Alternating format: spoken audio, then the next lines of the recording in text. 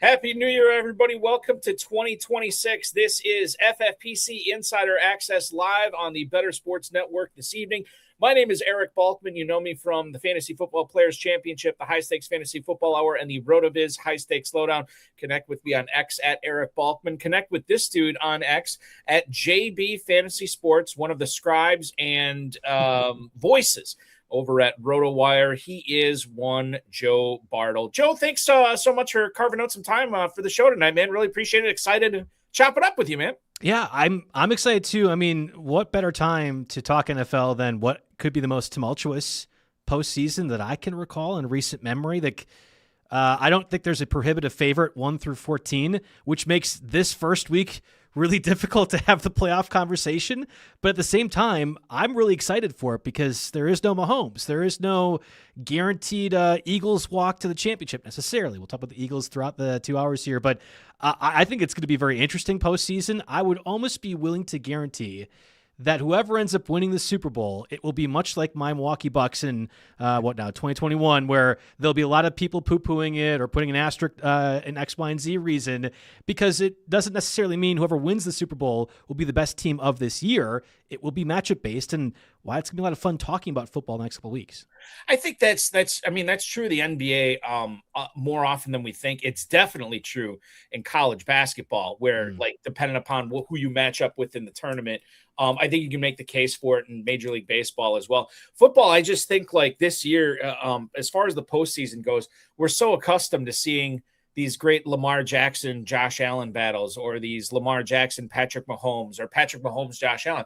And two of that three is not in it this year. And we've seen the Chiefs and the Ravens in it a ton. What we haven't seen is the Jaguars. We haven't seen the Bears. The Lions aren't in it this year either, and they had become staples over the last couple of years as well. So, yeah, I'm with you. I think this is going to be very exciting, very fun postseason as well. Now, Bucks, Packers, Brewers too, right? That's right. All Wisconsin sports. I'm not some of this fake Wisconsin guy. Like, if we live in Wisconsin, we're going to be rooting for those fans. I judge anybody who's any different. We had to grow up through this. It's blood, sweat, and tears now for all these teams. So what part of Wisconsin are you in, Joe? I'm closest to Green Bay, about 30 minutes to 45 minutes from Appleton, Green Bay, right? Our RotoWire headquarters are based in Madison, Wisconsin. Right, yeah. So I like that. I've been here now. It's 10 years, actually. It's been 10 years this past season. But I grew up very, very close to Appleton and Green Bay. We've had season tickets for as long as I've been alive. I have been only able to attend like 2 Packer games now the past couple of years, but I was going with my dad probably 7 or 8 times a season when I was in high school and college. To this day, it is probably one of my favorite places to be in the entire world. I find myself the most calm and relaxed, ironically, at Lambeau. And I think my sports just overall, like my appreciation for sports has been, I think, because of Wisconsin overall. All right. So we gotta hash this out here. What direction from Appleton, Green Bay are you a half hour, 45 minutes? This is not a fair question. I'm so bad with this, and you should know because I feel like nobody. Tell me what city you're in or thereabouts. New Holsting, Chilton, Fond du Lac. Okay, I grew up in Fond du Lac. Yes. Got it. Now, I don't know if Sean told you this. I am doing the show in my lovely home in Appleton, Wisconsin. I did not. No, I did not know that. That is awesome. Anytime that I would go party in high school, it would be Appleton, which I think says a lot about how small of a school I came from, and also the kind of hub that you're in right now in Appleton, and that's the party place. Yes. Yeah, it is. I think there's been like plenty of people cite these things that come out this every year or every few years. Are we doing a drunk state thing or a drunk city thing? Yeah. Drunk city in America, and Appleton's usually top 2. It's usually Appleton followed by Oshkosh, Madison, Peppers into the top 5. You'll see Fargo in there for whatever. There's like 8 of the top 10 are all Wisconsin based. It's not something to brag about, but to your point with the partying aspect, such is life. Here we go. Okay, this is going to be a fun show. Scott Colby chiming in on YouTube right now. How did you not run into Joe? We may have run into each other. We probably did, yes. Never even realized it. So that's awesome. So Shadow's Bar, do you ever go to Shadow's Bar? Not anymore, but I have definitely went there a time or two. Absolutely. Yeah. As Kramer would say, I spent a weekend there one night. So there you go. Okay, enough of the Northeast Wisconsin inside baseball stuff. Let's get into fantasy football. Now, in this, by the way, tonight on the show, Joe and I are going to go around the NFL in the first segment. In the second segment, we're going to preview the FFPC Playoff Challenge, and then Joe and I will each build an FFPC Playoff Challenge lineup in the final segment. What am I talking about? The world-famous FFPC Playoff Challenge. It's live right now at myffpc.com. There is no draft. There is no salary cap. There's no convoluted rules. You just pick 12 players. They're locked in by the start of the wild card, the first wild card game this Saturday with Los Angeles and Carolina. And that's your lineup for the duration of the postseason. You can enter for $200 and win $500,000. You can also enter for $35 and win a $100,000 grand prize. The slant on this is one player per team. So if you want Stafford, you can't have Nakua. If you want Aaron Rodgers, you can't have DK Metcalf, that kind of thing. And it's so much fun. It's easy to put together. Check it out at myffpc.com, myffpc.com. Joe King giving a ringing endorsement of the FFPC playoff format. He says it's, quote, literally perfect, and he has no affiliation with the FFPC other than playing in the FFPC. Yes, you have no affiliation with it. But Joe, sincerely, we appreciate that. Thank you so much. So in this first segment tonight, since we're spending so much time talking about the playoffs, I did want to touch on some other stuff that's going on around the NFL for some of the non-playoff teams because the offseason has started now. And Joe, I don't know about you, sometimes I feel like the offseason can be more exciting than the regular season, especially in dynasty fantasy football. But just seeing what these teams do in the offseason, I'm very excited to see the paths that some of these teams carve out. You think about where Chicago was last year, Jacksonville, some of these other teams that didn't even make the playoffs, and look at what they did in the offseason. And now, you know, you got New England as the 2 seed, Denver is the 1 seed, right? Chicago, I mentioned 2 seed. It's crazy. Other than the Packers, who seem to be living in the 7th seed the last 3 years. Let's start off in Dallas. And will this guy end up in Dallas next year? It remains to be seen. But I wanted to bring this up because we'll have best ball drafts coming up at the FFPC probably in the next week or two. And we have to figure out how we're handling Javonte Williams. Todd Archer posted this on X that Stephen Jones, who is the co-owner of the Dallas Cowboys, said that resigning Javonte Williams to a multi-year extension is, quote, at the top of the list this offseason. Javonte Williams is 25 years old. He went over 1,000 yards rushing for the first time in his career. And obviously they don't have a guy ready to step in if they let Williams go to free agency. Yes. And we have seen this before where Dallas, lets these guys go and then they don't have an answer behind them. Now they have the answer. I feel like they've learned from that. Should we be drafting Javonte Williams right now, Joe, as if he is going to be the lead back in Dallas, or do we have to pepper in some uncertainty in there? Maybe we let him fall a little bit further than he probably should. I think this is a 3-part answer. And I agree with you. I'm very excited to do more best ball conversation. We have the RotoWire podcast that basically starts up directly after the Super Bowl. My co-host and I, Nick Whalen. I don't even know what, probably like Tuesday, but that's normally set later. By the way, not to interrupt you, is Nick from Wisconsin too? Nick is also, yes. And actually, I played against Nick in high school in some of our high school sports. Did not know it at all until I started working. So like, that's how close in proximity he was to me and therefore to you as well too. So yes, a bunch of the RotoWire guys are from the Wisconsin area. I think it's one of the many reasons why this company is awesome because I think the state has got a really quality sports conversation and we do a good job identifying the talents. But Nick and I will probably be talking about best ball, I would imagine like mid-February, if not early March. And this might be one of the more preeminent conversations. Like we do it like a little bit before free agency starts, so we'll have a better understanding. I think it's very notable that it was Stephen Jones, not Jerry Jones, that mentioned this. I don't know about you, Eric, but I feel like the one I would trust of the two Joneses at this point is Stephen Jones, as opposed to like who is going to actually be telling us the quality information on the extensions. The 3-part answer to this is you're right. There is no quality backup. They had drafted Phil Mafta, I think is like a round 7 guy. He was on IR for almost the entire year. To me, he's a bludgeoner bruiser guy at his best. I don't think he's anything more than a rotational back. A lot of people mentioned Jaden Blue. That was a popular sleeper candidate as like a round 10 and later guy this summer. I never really bought into Jaden Blue as that guy. And obviously, neither did the Cowboys because he was never really involved in that. He got passed over time again. They had Miles Sanders. He's in a 1-year deal. Obviously, gets injured. I don't think he's a factor too. And then Javonte on a 1-year deal. So there is no option in Dallas that immediately qualifies to be the starter next year outside of Javonte Williams. So advantage Javonte with an extension that would be lucrative for the running back position. Then there's the draft itself, where outside of like Love from Notre Dame, I don't know if there's many running backs that we're talking about in the same way that we were last year, where I went on record multiple places, and I feel like I was kind of wrong about this, but I'm not ready to give up quite yet my hot take. This will be one of the best running back classes of all time. That didn't end up transpiring last year per se, but compared to upcoming this year, there's not nearly the same amount of names, dynasty or best ball-wise, that we could project to be an obvious fill. Now, whoever gets the starting workload, as my guy Jim Coventry said, volume is king. Okay, great. Like if he ends up being the starter for the Cowboys, if we think he's good or not, he'll end up being fine. That offense just kind of, I think, shoots out running backs in that same way. So that's an advantage, Javonte, too. Here's my one disagreement, or one I want to have a conversation with you about. I think the free agent running back class is actually really interesting. You have Kenneth Walker, I would imagine, as the headliner for it. I don't know if the Seahawks bring him back, given they have Zach Charbonnet as a high draft pick there. They could easily draft somebody, let's just say round 4, to be the Kenneth Walker replacement.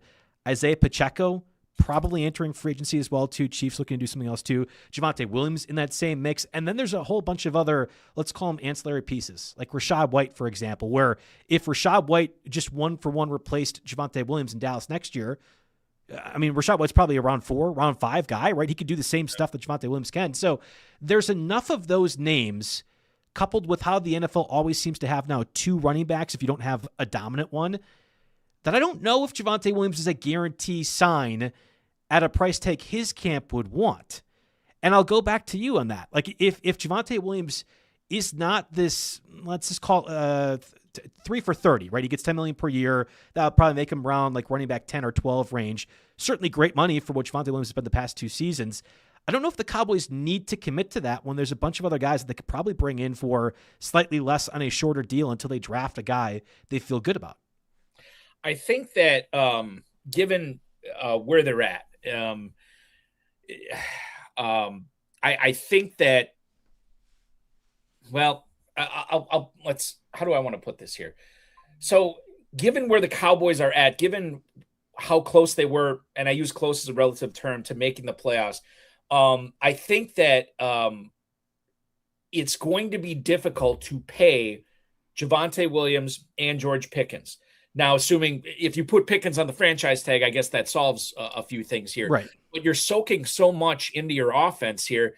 And I just go back to, Joe, like the whole learning their lesson of paying Ezekiel Elliott, all that money, and then just basically treating running back as an afterthought, right? I feel like they've learned their lesson both ways now.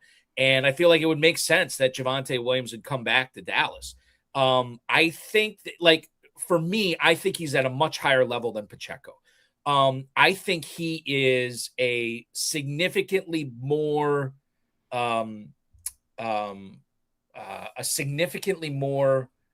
diversely talented running back than Kenneth Walker. Okay. All right. So I think he is the class of the class. But you make a good point, because Dallas could just look at it from the standpoint of like, look, we want to pay Pickens sooner rather than later. Right. We'll pay less for Pacheco, even though he's a lesser talent. We'll pay less for Walker, even though, again, I believe is a lesser talent. There's probably some people that would disagree with me on that. So I don't know. And I think the fact that this rookie running back class, and I don't know, like, it seems like at this point every year people are always saying, oh, this is a really weak class. It's not that you're great. Right. Yep. And then we get to March and April. It's like, oh my God, look at how good you know what I mean? And so we could be thinking about it a different way then. But I do think as it stands right now, because of the rookies coming in, this is more of a Javonte Williams market rather than a Dallas Cowboys market. So I think they're going to find a way to get it done. The fact that Stephen Jones said this, I will be drafting him. If I'm drafting running backs high, and I'm not going with a 0 RB build because I don't think he'll last long enough for 0 RB. But if I'm looking at a second running back in the 3rd or 4th round, I'm going to take a long look at Javonte Williams based on what he did this year. I don't think it was a fluke. It's not like he's 30 or 31. He's 25. Yep. So there's a lot to like about Javonte Williams. And the last thing I'll say on this is we always talk about the torn ACL aspect where the first year back is always rough. Like, not rough, but it's not as good as it could be. Right. It's that second year you really feel comfortable, full range of motion. There's no stiffness anymore. Well, it took an extra year for Javonte Williams, and he was a highly regarded guy in the draft. And I think that this injury really set him back. Maybe he is a special talent, and maybe we're going to see big things from him again next year, and he could be a guy that, will be he'll be a wish I had. And because of that, he might take a pay cut too. I mean, that's the other part of that as well. And I didn't mean to interject because I agree with what you're saying. He might take less money than the 3 for $30 that I just referenced before. And by the way, it's okay if the Cowboys want to commit to a guy that there's all the devil you know, you devil you don't. I think especially in the running back market this year where they draft or otherwise, it might be okay to be like, yeah, we're going to pay a little bit more for Javonte Williams, but look what he did for our offense and stabilized in a way that we had major questions about that entering the year. And that's the last thing you're going to talk about the Cowboys if you're saying what needs to be fixed for 2026. We'll see what kind of focus they put on the defense too. They just fired Matt Eberflus, so they're going to bring in a new defensive coordinator. I always think the best coaches in the NFL are the coaches that don't bring their scheme with them. They cater their scheme to the talent there. And if they get a smart guy that can really utilize the pieces that they have in Dallas, then maybe they don't have to focus as much on the defense. A lot to go on yet in the offseason in Dallas. Right. And Big D, always the center of conversation. Jerry Jones keeps it that way every single year. The big story out of Baltimore this week, somewhat shocking, definitely surprising. John Harbaugh is out after 18 years as head coach of the Ravens. Ian Rapoport had posted on X that the Ravens are looking for a head coach to, quote, invigorate Lamar Jackson. Now, Rapoport said that the next head coach for the Ravens ideally would be able to get the most out of the two-time NFL MVP. There were some questions. I don't know about the locker room because I'm not there, but I know people in the media who are questioning his effort, questioning his toughness towards the end of the season. And there are at times, like, I'm not a body language policeman, but there were times where what I saw from Lamar Jackson didn't necessarily match up what I'd seen from him before. It was a bad year in 2025 for Jackson. He was awesome in 2024, kind of like the co-MVP with Josh Allen, essentially, last season. His passing success rate, third lowest of his entire NFL career, and he had the highest sack rate of his career on dropbacks, 10.3%. And I know the ankle, or that was what he was dealing with. Wasn't it an ankle or something? There was 8 different injuries back at the end, but the hamstring injury was initially the part that kept him out until Thanksgiving. Then there was an ankle one, and then it became a leg. I mean, at one point, it was, because I always do the injury report stuff for RotoWire, there was multiple slashes, and then here's another injury, It's like, I can't keep reporting on this. This is ridiculous that we've had a 5th or 6th different injury added on a different practice report. It was insane, the level of injury stuff that Lamar Jackson dealt with this year. And I think that kind of is the answer to this. Now, I think that the wording of reinvigorating is very interesting because it's not how do we make Lamar Jackson get back to that level. It wasn't about what the Baltimore Ravens have to do to get that. It's how do we get Lamar Jackson to try to get back to that level. And it's to your point, Eric, where I've been a Lamar Jackson guy for basically his entire career. I've had a couple of claim to fames, like things I've gotten correct fantasy-wise, and was like ahead of the curve. But Lamar Jackson, that first year, I think his first year, he won MVP. That was one of my guys that I was drafting everywhere. Of course, everyone won a lot of championships when that happened. But I think singularly Lamar Jackson, the talent, is one of the best and unique in the NFL. And I have never been, and I don't think I ever will be, of the opinion that his play style will age out. The way that he runs around, I understand that maybe it puts him at more risk, but for a number of years, he just didn't take hits at the same level as a mobile quarterback, because either slide down or worm around or wriggle around a tackle in a way that you're not getting schmucked too much. I don't think that was an accumulation this year. I don't necessarily think that Lamar Jackson just can't be that guy anymore. And I know that's a popular narrative right now. It's why I think the wording of reinvigorating is interesting, because if it is a matter of we want Lamar Jackson to be more invested in the Baltimore Ravens, that would explain a lot more to me about the downfalls even prior to the injury, right? I mean, like I can very easily hand wave away what happened with Lamar Jackson post-Thanksgiving. He clearly didn't look like the same level of athlete. He couldn't move around in the same sort of way. I thought Todd Monken, our Packers got annihilated by a Lamar Jackson-less Ravens offense. What Todd Monken was calling plays for Lamar Jackson was as if he was completely healthy, and that just never happened. I think back to that Bengals game on Thanksgiving specifically. There were plays that he should have ran away that he just didn't. But even before the injury happened, Lamar Jackson was not a guy you were happy if you drafted in the 3rd round. You were not happy if you had Lamar Jackson as the 2nd or 3rd quarterback after Josh Allen, Jalen Hurts, or Jaden Daniels. I guess maybe Jaden Daniels because he was injured for most of the year. But I mean, that wasn't the guy. And you can blame offensive line injuries and also ineffectiveness. You talked about the career-high sack rate from Lamar Jackson. You can blame, again, the lack of skill guys as well, too. Inexplicably not using Derrick Henry a little bit more in the way that they had last year is frustrating to me as a guy, again, a supporter of Lamar Jackson. But I can buy this idea that maybe he just wasn't as invested or interested in the John Harbaugh spiel. And you and I are intimately familiar with that because it's a Mike McCarthy thing. I mean, that was the exact reason that Mike McCarthy was fired. I still remember that Cardinals game. I was in the grocery store. They announced it over the grocery store. That's how impactful Mike McCarthy was to the Green Bay Packers and what he had meant. John Harbaugh could be the same way. I think there's a stat I saw going around social media the other day that Mike McCarthy and John Harbaugh almost the same win-loss record. Obviously, they won Super Bowl each. The playoff record's pretty similar as well, too.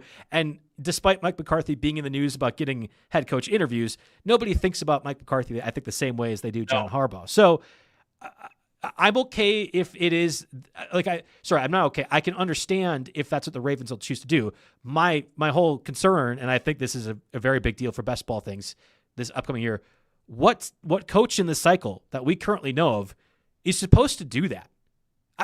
The Ravens will eventually have a head coach. That is by default what will have to happen. And they will tell us that this is going to reinvigorate Lamar Jackson. I do not believe them. There's not a guy in this group that I feel like fits what Lamar Jackson do. In fact, I wouldn't be surprised if what ends up being the decision is a head coach from college would be the reinvigoration. I don't know who that name is, but that makes more sense to me than the names that we've heard of this current coaching cycle. And it's why I think the reinvigorating part is really interesting because it's the Ravens organization putting pressure on Lamar Jackson to make this next thing work. I think the other thing, too, that I read that Harbaugh, I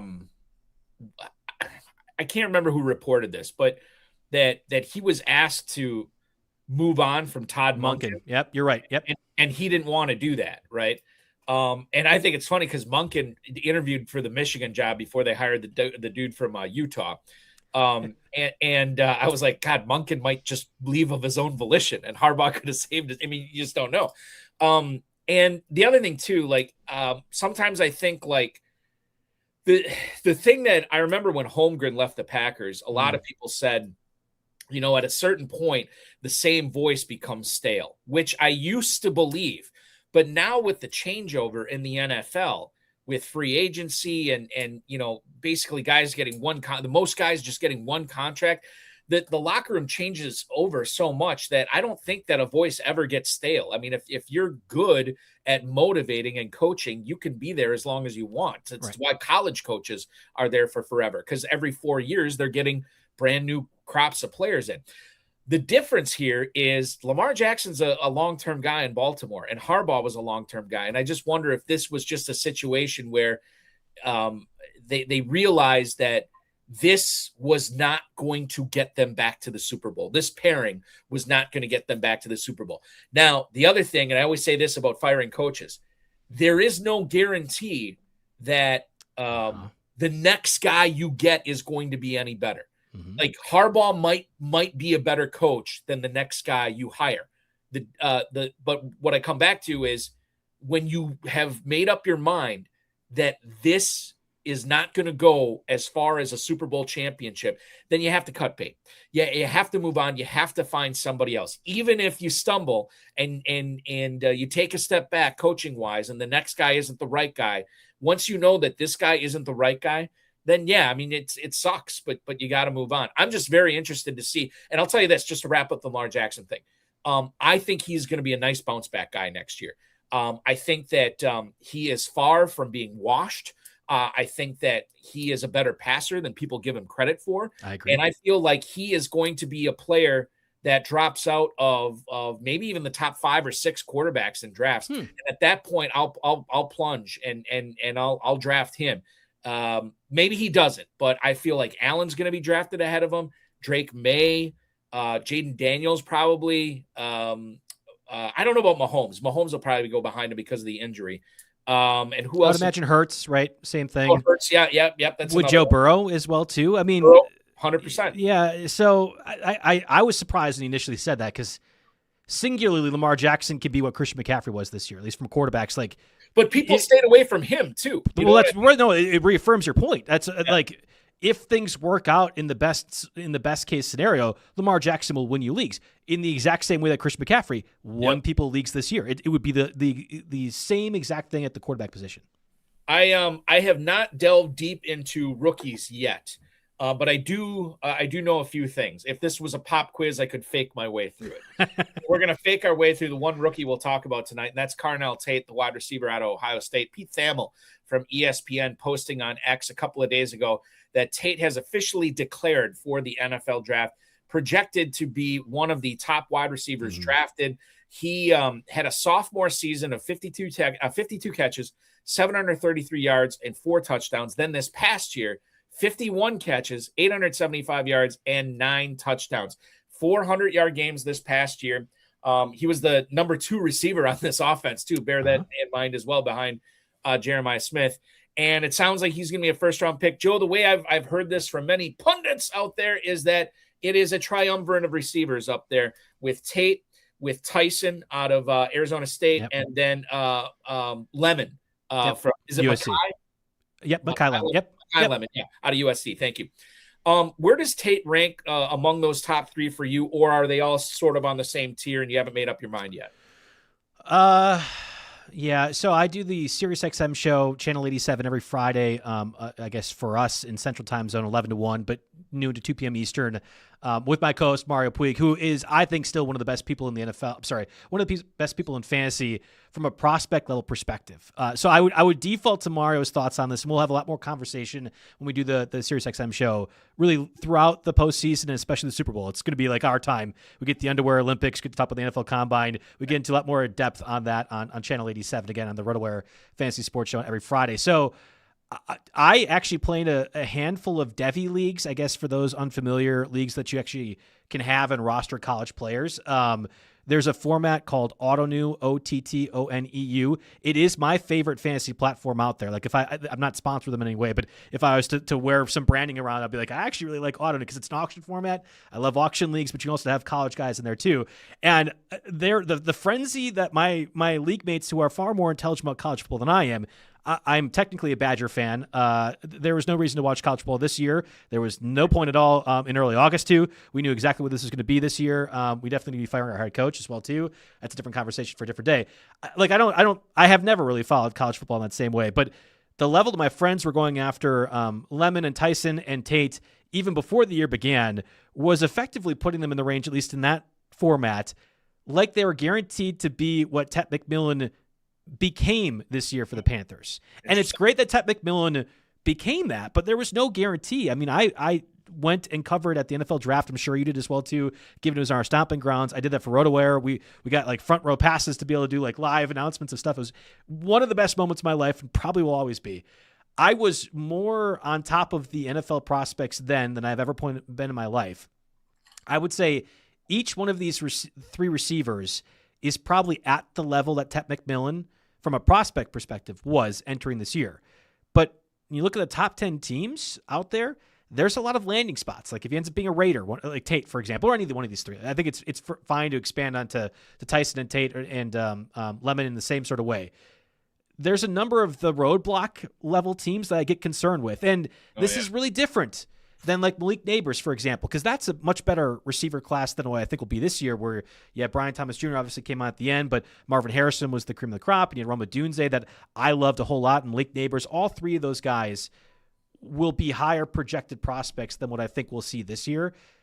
Malik Nabers could go into a bad situation and be that alpha guy. I think people will project Tyson in particular to be that. I think people can assume Carnell Tate will be that as well. The Brian Hartline connection, Ohio State, whatever they do with receivers.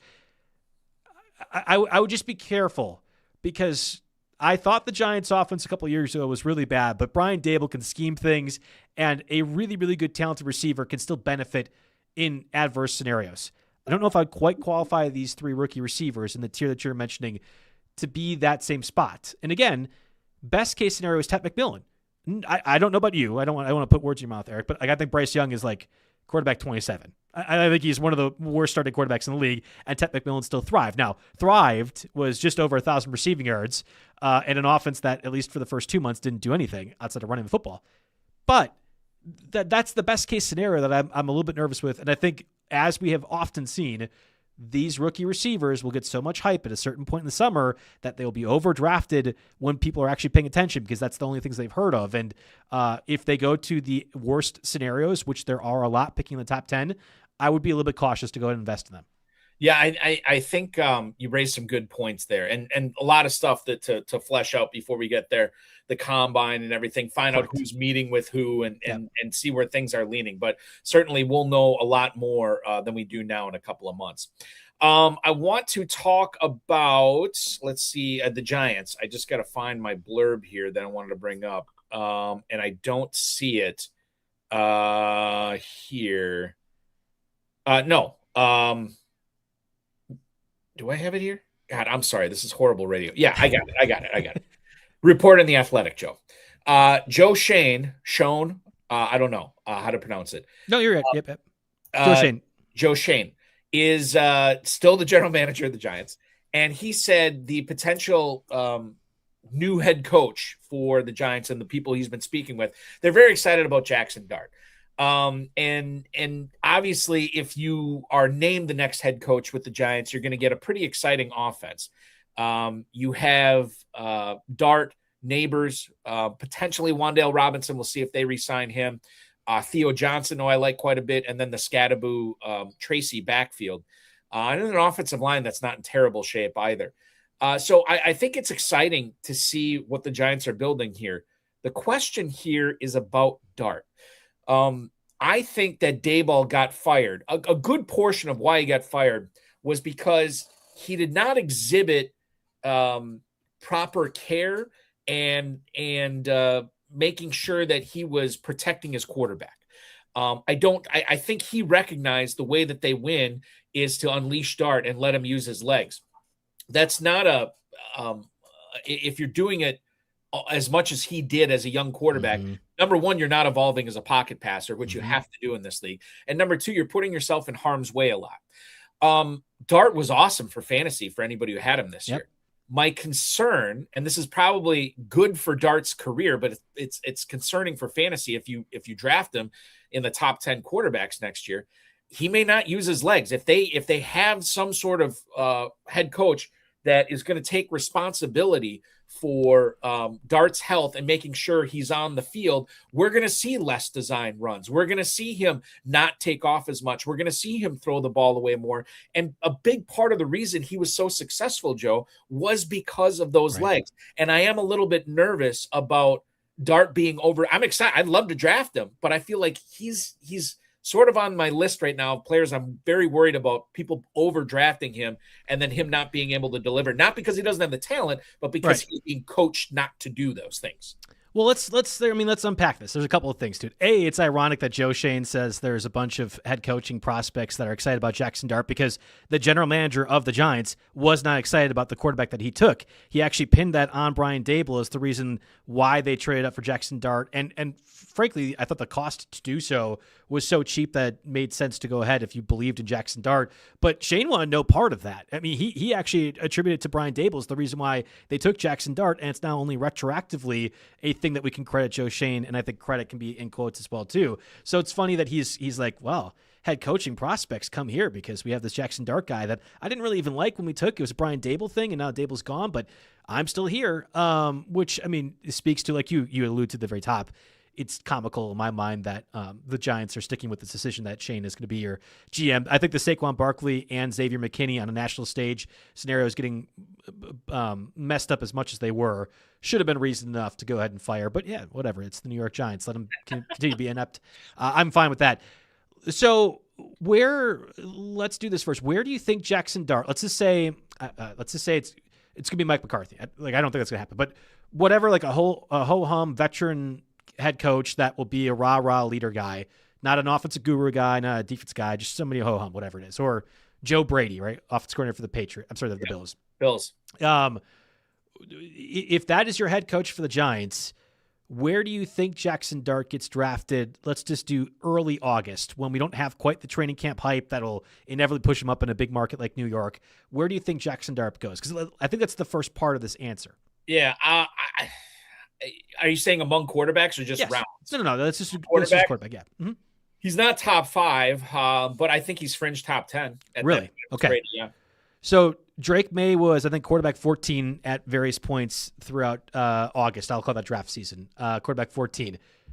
If Jaxson Dart got like 85% of Drake May next year in this circumstance, talk about head coach, that's a win for everybody involved. Like, I don't think Jaxson Dart is the level of passer that Drake May is. And I think Jaxson Dart, with the way that he runs and the plays that previously made him successful, would not be able to stay healthy enough in the way that Drake May is. So I think Jaxson Dart is probably more like, let's just say, quarterback 15, 16 in that range, which this past year was Trevor Lawrence. Kyler Murray was above that right now, and I think Kyler Murray was a more exceptional athlete that you could have projected for more rushing yards. So in fantasy, I don't think Jaxson Dart becomes necessarily fringe quarterback 12 unless, and this is the key part for me, there's a dramatic investment in the offensive line. There's an additional weapon added as well, too, on top of Malik Nabers coming back healthy, and we could have a debate if that will happen. And if there is a coordinator guru kind of guy, there isn't a Ben Johnson equivalent, which is my whole frustration with John Harbaugh being fired. But if we can pretend like there is that kind of candidate as head coach that makes Jaxson Dart better, those are the reasons why he gets drafted high. And that's a whole lot of stuff that isn't related to Jaxson Dart. It's my whole problem with this. I don't know if he stays healthy or not. Jaxson Dart has said specifically he won't change his play style. He thinks it's fun to get 17 times concussed during a year. More power to him, I guess, if that's the route that Jaxson Dart wants to take. But in my mind, I don't think he's nearly the level athlete to be the running quarterback that he was this past year. And it was too transparent that Brian Daboll was doing that to save his job. And it's why the Giants fired him, that they put the asset at risk in the way they did. So I don't think he will. I don't think Jaxson Dart wants to develop into that guy. I don't know what coach will make him be that. And I would assume, unless there's significant resources invested, you're going to see Jaxson Dart as more like a fringe quarterback 1 in leagues as a quarterback 1 to start. And I think it would be more concerning that he just never ends up being on a week-to-week basis somebody that you want to be in that position. Steven Yergalos is in the YouTube chat right now. He thinks round 9 for Dart next year in the FFPC 20 round 12 team leagues. He said hopefully later. And I'm kind of with you, Joe. I mean, like if he's like quarterback 14, 15 off the board, God, I'd love to get, especially if I wait on quarterback and I get a guy like Purdy or something or Knicks, and then I pair that with the Jaxson Dart. That is dynamite combo in best ball leagues, in managed leagues, whatever. I'd be all of it. So I'm very excited. And part of the thing that is going to affect Jaxson Dart's draft status is one Malik Nabers and his health. Now, Nabers said this, told reporters this earlier this week. He said if his body doesn't feel right, he is not going to play week 1 of the NFL season. Mm-hmm. He had surgery on his ACL. He also had surgery on his meniscus. He's 22 years old. The quote from him: "My target date is when my body feels good to get out there and I can continue to be who I am. If my body doesn't feel right week 1, then I'm not going to play." Now, the previous reports we've heard on this, the Giants expected him to be ready for the start of the season. Right. And he is saying it might take a little bit longer. So a couple of different ways to look at this. Here's how I'm looking at it. Number one, super refreshing for a player to say this, right? Normally, we see players like Micah Parsons, right? He tears his ACL and immediately he's posting on Instagram, September, so he's already got a date in mind. But I think this is a very mature thing for Nabers to say, like, interesting. I disagree, but keep going. Okay, go with this. This is a long rehab. Okay. I don't know what's going to happen. I'm not going to pigeonhole myself, into a date that I'm saying in early January that I'm going to be ready for in August or September. I don't know what's going to happen. Maybe I have a setback. Maybe I don't want people knowing I have a setback. You're right. And so I think that he is just going to take the rehab. He's attacking the rehab, I think. He's attacking the rehab, but he's not going to put added pressure on himself to be ready at a certain date. I think that there are a lot of players that try to get back earlier than they should. Like it always seems to me like ahead of schedule is the new on schedule. Yeah. Right? Yeah. And so I feel like that's one way to look at it. Now, the other way to look at this too is this knee injury is more serious than we expected. And Nabers is coming out right now just so we don't have our expectations for week one, or nobody has expectations for week one. And this could be a thing that lingers into the season, maybe into October. I don't know. That's another way of looking at it as well. I'm positive on this one. I think it's good, but certainly there is an opposing view. Yeah, I mean, I'm going to be pessimistic and negative in nature. The 2014 Seahawks-Packers game broke something inside me that will never come back. And I think this is a selfish thing. Now, I want to be clear. I think it says a lot more about me that I'm viewing it as a selfish statement and like a diva response statement than it should. Like, your take on this is as correct as mine, which is to say, we don't know. There's no idea. All I know is from the media tidbits that I've seen of Malik Nabers, it never has felt like it's a team thing. A lot of like, I didn't get enough targets, or right, the offense isn't using me more. And when I see that and then read this statement, to me, it's like, I will play when I'm ready. I won't be rushed by the team. I think it is refreshing in a way that a player has agency like that. Is Malik Nabers a receiver that we need to just grant that to, though? Like, I mean, he had one really good rookie year. We think he's one of the better receivers in the league. He was certainly a late first-round pick for a reason, because what we projected him to be within this Giants offense. He's had that attitude since the draft, and this is not a Shedeur Sanders conversation, but there are people that like Shedeur Sanders for that attitude. I'm not one of them. It's a turnoff to me when I feel like the player isn't a part of the team, especially in a football sport, which I think is the most team-oriented of all. Whether it's tempering expectations, which is the positive way of putting it, or I think more so making it like, I will be the guy that decides it. You guys don't. Nobody else will be a part of that. I don't really like that response. I would more rather be like, anything can happen in my recovery. This is a serious injury. I obviously want to be at the best of my physical abilities, but I'm going to be out there to be for my team, and I want to be out there week one if I can. Right? Like, you can phrase it in such a way where you're still, I think, tempering expectations, reinforcing what the team has already told us, but also not making it like, I will decide kind of thing, even though we all know the player should be the one, and I think oftentimes is deciding when they are or are not out there. And if Malik Nabers doesn't want to rush things because he has his whole career in front of him, I understand that. But I don't know if it has to be framed in this way, where it should still be about the team and not Malik Nabers. Perhaps if I didn't like that Malik Nabers IHOP commercial so much, I would have the same viewpoint as you on this show. No, but you make some good points. And so in your mind, is there, like, I brought up the whole, maybe this knee injury is more serious than they're letting on. Do you think there's any truth to that at all? So, I mean, Brandon Ayuk's a perfect example. I think Joe Mixon will be one that people popularly point to as well, too. Both those injuries happened this past year. We had every sort of commitment from the team, from the Texans and the 49ers, that both those guys would be available. There was a random Instagram comment that my Niners fan friend in my life told me, like, in September. He's like, Ayuk couldn't even get out of his bed to go pee in the morning after like 7 weeks of surgery. That was alarming, and that's why I didn't take it. I'm like, why didn't you share that with me? I was all in on Brandon Ayuk this year. What are you talking about? And it proved to be true. So, like, maybe that is Malik Nabers saying that now. Whereas conversely with Joe Mixon, we heard from his camp very sparsely, but we heard from his camp throughout the summer. Certainly Texans, like, everything will be fine, until there was like random medical reports leaked more or less, and that the fantasy community specifically kind of clung to them, that he wasn't going to play all year. And that proved to be true as well. If it's a more serious injury than we thought, and it certainly was a gruesome injury, I think, like, visually watching that, if that ended up being more serious than a regular ACL tear like Micah Parsons, nobody would disagree with that.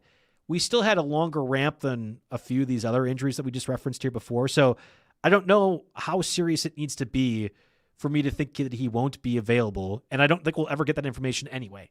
Yeah. That's a great point. We're kind of drafting blind a little bit, which is the way we'd normally do it. That was week 4 of the season that he got hurt. And, quite frankly, he put up a clunker against Kansas City, but he had a good game going against the Chargers before he got hurt. That followed up 5 for 71 and 9 for 167. He had basically played a quarter and a half with Jaxson Dart. I was very excited for my neighbor squads once Dart got out there, and didn't work out, but that's how a fantasy is. Listen, fantasy does not have to be that way for you. The world famous FFPC Playoff Challenge live right now at myffpc.com. No draft, no salary cap. There are no convoluted rules with this. Pick 12 players.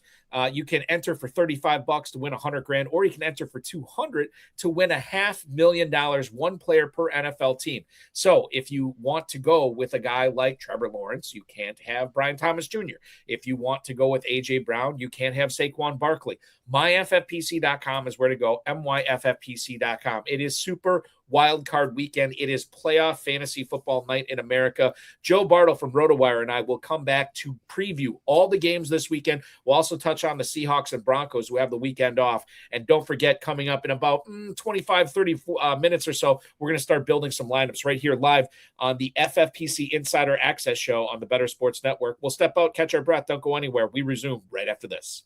What's up, guys? Andrew Cooper here, Fantasy Alarm, and it's that time of year at the FFPC Playoff Challenge. This is one of my very favorite contests. Forget about all your redraft leagues. Forget about DFS. This is one last chance for glory, and it comes during the NFL playoffs. Yes, you can go in with no salaries, no drafts, no convoluted stuff, and create your lineup to carry you through the playoffs. The only rule, you cannot pick two players from the same team, which I kind of like. I quietly don't want to get crushed by some stack of Matthew Stafford and Puka Nacua. You have to pick one or the other. That's it. You pick 12 players.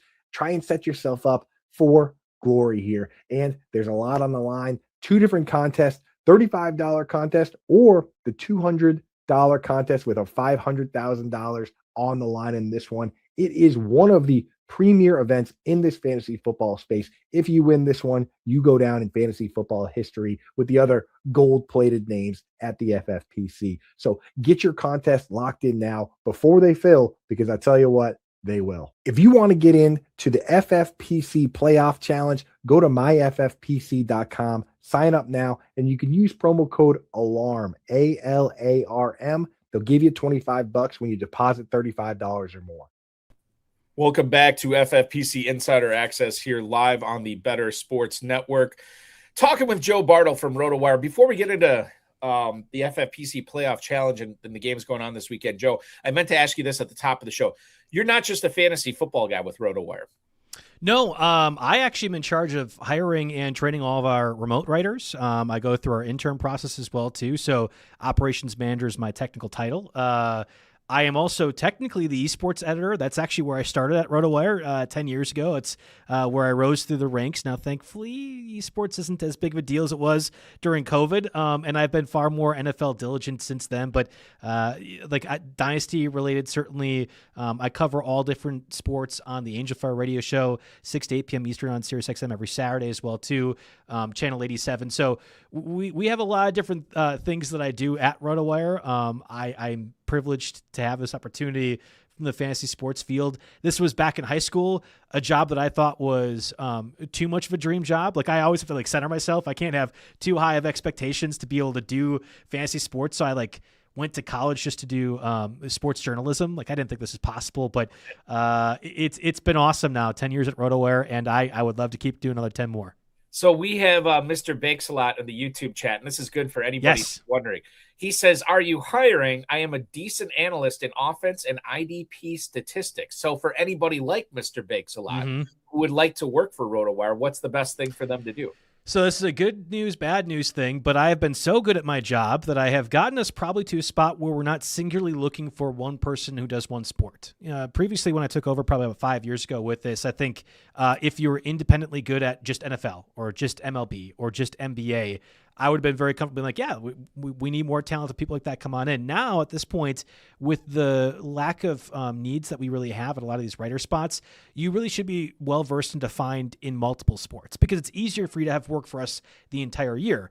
We wouldn't just have you do IDP stats, for example, not just Mr. Bakes-A-Lot, but anybody else for NFL season that cut bait. I don't really like to have that happen. So ideally, you also know baseball pretty well, or the NBA season, obviously incredibly long. Could that extend into another one? We have a lot of college sports stuff. If there's a fantasy sport, you can bet that we're doing some sort of content related to that. And I think being well-versed in multiple sports now is probably the ideal applicant that I'll be looking for. That being said, overall, not very much. I mean, like we have, I would say, hundreds of applicants per month. And I won't give the exact number, but not a lot get brought in per sport per year. So it's one of those that if you're on my radar, that's great. You'll have my email address as well too. Always happy to reach out for more talent, but not like a ton of people that we're looking for at this time. I will say there was many years ago on my High Stakes Fantasy Football Hour podcast, I had one Ryan Poole on. Who was another Wisconsin guy. And also after I had him on a couple of years later, he got a gig with RotoWire. Literally my desk mate. Yes. There you go.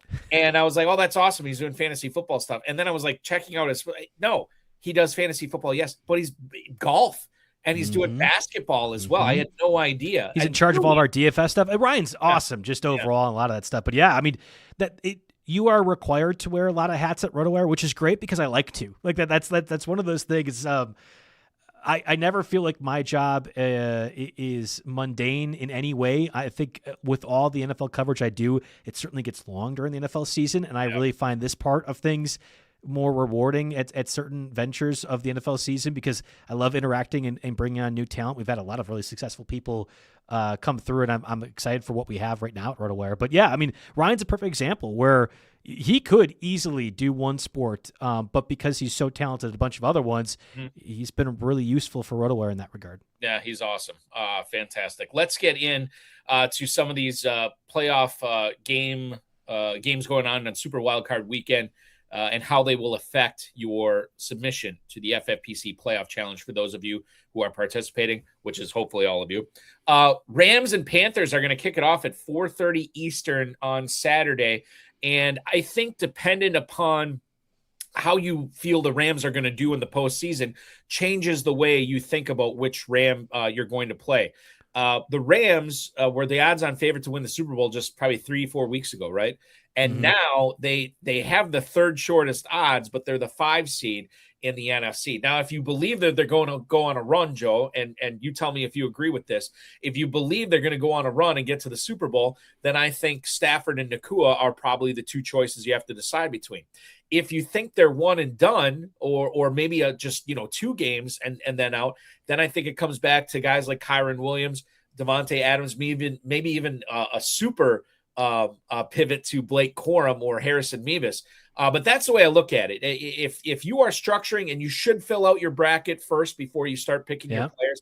If you have the Rams in the Super Bowl, I think it's got to be Stafford or Nakua, and probably Stafford, given that Nakua is probably going to be super high owned in this competition.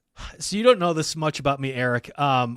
Strategy is my brand. Like, strategy conversation is the thing that I love. Because it's ambiguous, that there isn't really a right answer. I thrive in those scenarios because I hate being I could challenge people just fine with it, but I hate feeling like I need to. Maybe it's the Midwestern nice a little bit. Like I don't think there needs to be a right or wrong answer as often in sports as it feels like it's defined, especially from the national media perspective. And I think that the talking head shows, things like that. I love strategy talk. When to draft a quarterback in best ball. What's the right idea for dynasty trade? Zero running back strat. Like this is everything I love to do on my Sirius XM shows. Basically all I write about as well too before the season starts. So putting this show sheet together and kind of looking at the questions we had and the ideas, I was just excited and frankly like a little giddy to do this because there's a whole lot of strategy in this that I think there's a number of right answers for it.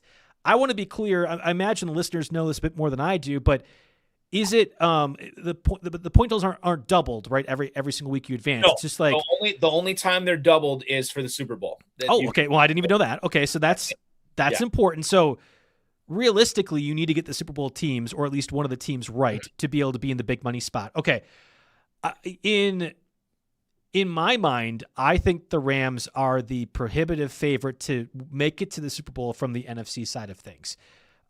We have watched in college football, right? 7 of the 8 teams that have had a bye week have lost in their first round they've played.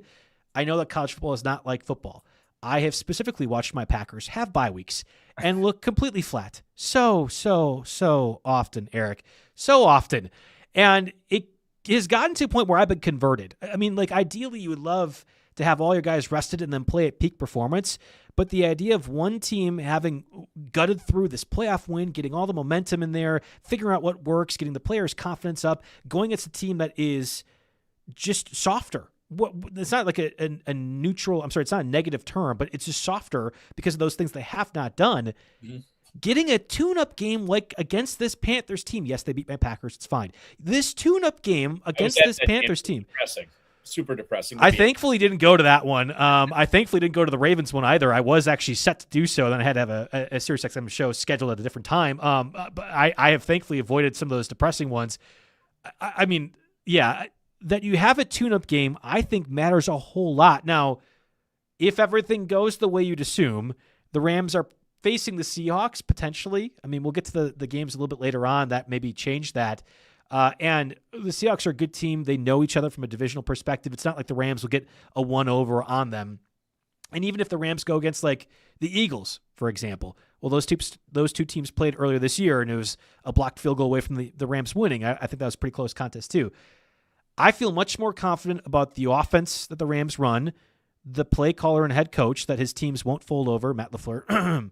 And I feel really good about the playmakers that the defense has. It is not like the AFC where the Broncos and Texans defense could singularly win them games to get them to that point. I don't think there's a team in the NFC that is capable of doing that. So in my mind, I think the Rams are the prohibitive favorite. I wasn't necessarily trying to find the different tournament lineup changes with the Nacua part. To me, it was Nacua all the way. And I think as we put together our lineup a little bit later in the show, I think it'll make more sense. Like, I actually feel pretty certain, which is, always a death sentence for these kinds of things. I feel pretty certain that going Stafford is the wrong route because I know what Nacua will do in one or possibly two or more games for that Rams offense. And I think there are a number of other quarterbacks that could do what Stafford is expected to do if you have him. So I would rather have Nacua. I think the Rams get at least 2 games. And I think they are the definitive favorite of the NFC because they get this tune-up game against the Panthers. So can you tell yourself a story? Because obviously you have to pick some fades. You have to pick 2 hard fades, 2 soft fades. The hard fades are teams you will have no players from. The soft fades are usually like your kicker, your defense, what have you. Not always, but sometimes.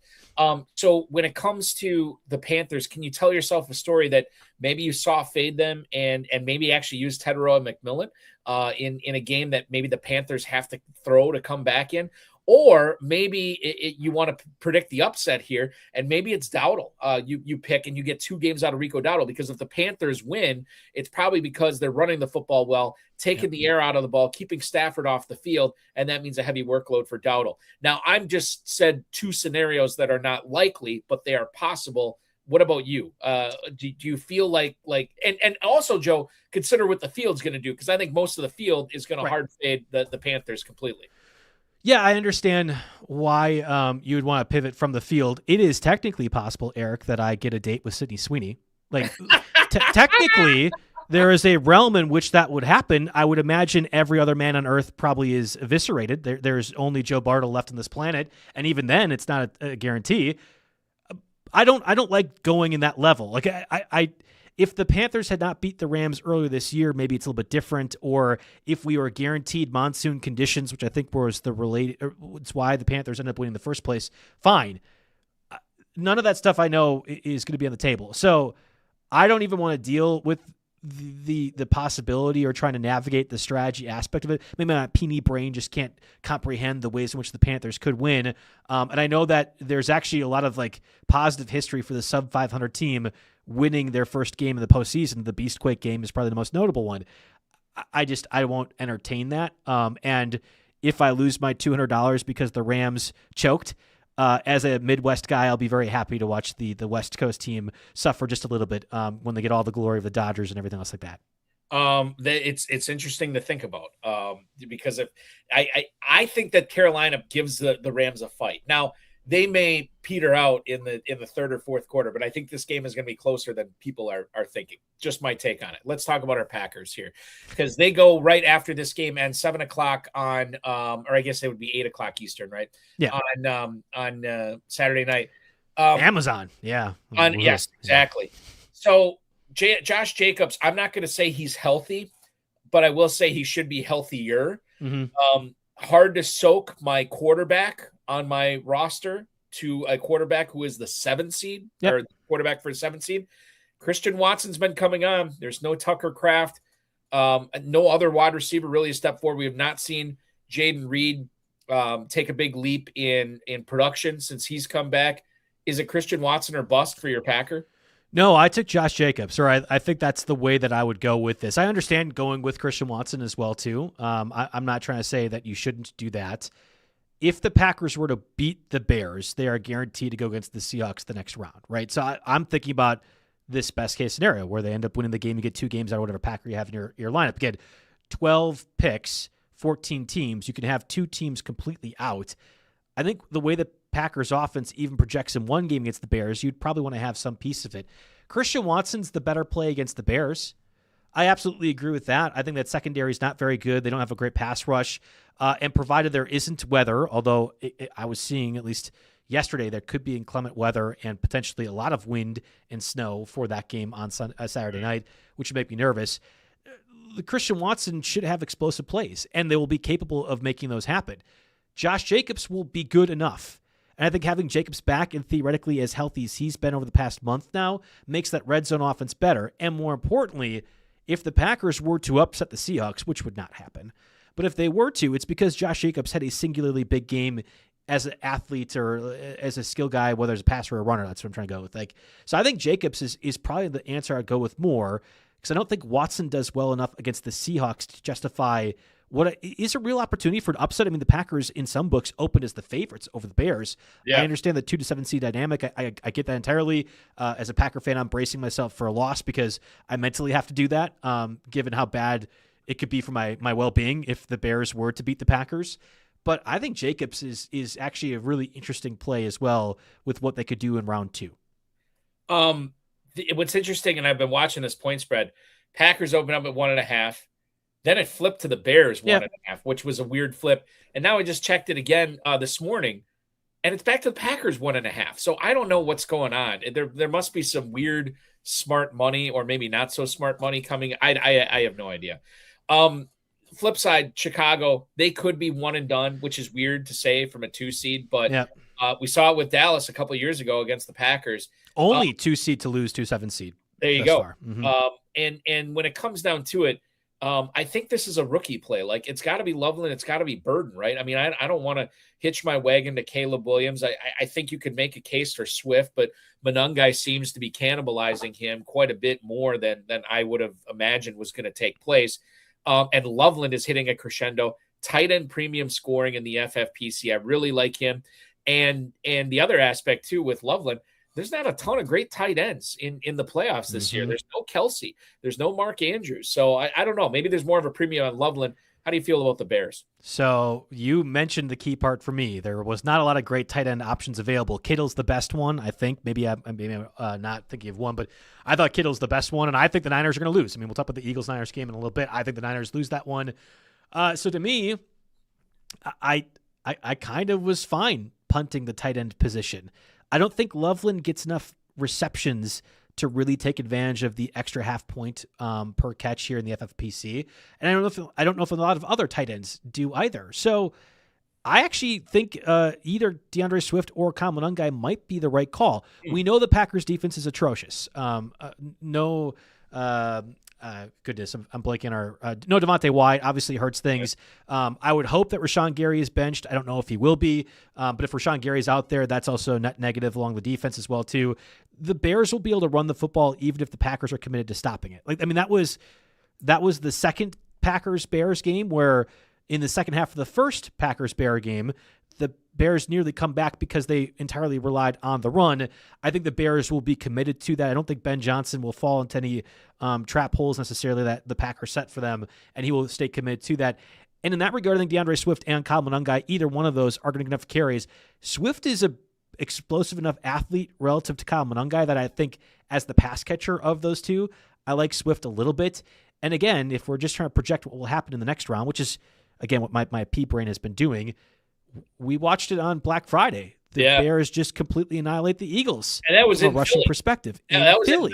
That was in Philly too. And if they play each other in the second round, that'll be at Soldier Field. In Soldier Field, and a frothing fan base that I hope gets to fall completely flat in their face. I don't know. I think there maybe is an argument to say Kyle Monangai will be the less drafted of the two, but whatever one you think is the less drafted is probably the right answer as the sub fade or whatever you call it, like the slight fade option. Because I don't know if the Packers beat the Bears necessarily. I do feel more comfortable saying if we have to project an upset, the Packers beating the Bears is the one I feel most comfortable doing. But I would really push on. I think one of the running backs is possibly the option over Colston Loveland.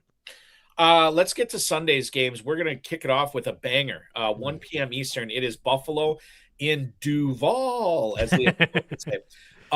Josh Allen has been a very popular pick as quarterback for a lot of entries over the last several years in this competition, Joe. However, that's when the Bills were a 1 seed. That's when they were a 2 seed. That's when they were a 3 seed. This year, they are a 6 seed on the road in Jacksonville. Now, if I remember correctly, and I don't have the window open anymore, I'll just quick reopen it and vamp until I get there. The Bills are indeed a 1.5 point favorite in this game on the road in Jacksonville, who ripped up Denver on the road. I mean, they look really, really good right now. Oh, yeah. But when you consider that if they do get past Jacksonville, and I've heard people saying that this is the de facto AFC championship game, Buffalo and kind of agree. If they get by Jacksonville, boy, Allen could look really, really good at quarterback here. Absolutely could. In past years with the Bills, the number 1 seed, you were drafting Josh Allen and you were still taking a 0 that first week, right? Because he wouldn't play. And like that's the consequential difference of what Josh Allen is capable of doing. I like having the quarterbacks be players that are theoretically available for all 4 weeks of the postseason because they're the ones that require the least amount of other things working in their favor to be able to compile points. And so Josh Allen is attractive in that way. I like when you initially posed posed the question, I assumed Josh Allen would be one of the more highly drafted quarterbacks. Like I think Matthew Stafford's probably near the top. One of Bo Nix or Sam Darnold probably is in that mix. And then I figured Josh Allen would be there because Josh Allen will possibly give you 4 straight weeks of production. I don't know if this is the de facto Super Bowl game. I just don't feel good enough saying that this year with the matchups that still could come. But I do think whoever wins this game wins multiple games. So I just get a little bit concerned that if I'm the Bills, this is maybe the team I would have least liked to face. Yeah. I don't know if you know off the top of your head, Eric. I actually was very surprised by this. Do you know who allows the fewest rushing yards per game in the NFL this year? I'm going to guess Jacksonville. You're correct. Yeah. At 85.5 rushing yards. Like I knew the Jags defense was good enough because they're opportunistic. I know that their middle linebackers get a bunch of interceptions and like the Bears, for example, got a lot of turnovers this year. I hope Al Harris becomes the Packers defensive coach, for example. I'd love to have Al Harris return back, but he's so great at getting. You're assuming Halfley leaves in that scenario. Well, so my perfect one, Eric, Matt LaFleur's trade for a first-round pick to some team. We promote Halfley to be the head coach, and then Al Harris becomes defensive coordinator. We get Mike McDaniel as offensive coordinator. I've got this wish cast everywhere. Don't you worry. Like we've already put the dreams to that at least a little bit, but no, I don't think that happens. I thought the Jags defense was much more Bears related, where it's just operating off of turnovers, not the best team against opposing running backs. And James Cook was awesome this year. I don't think the Jags necessarily stopped James Cook overall.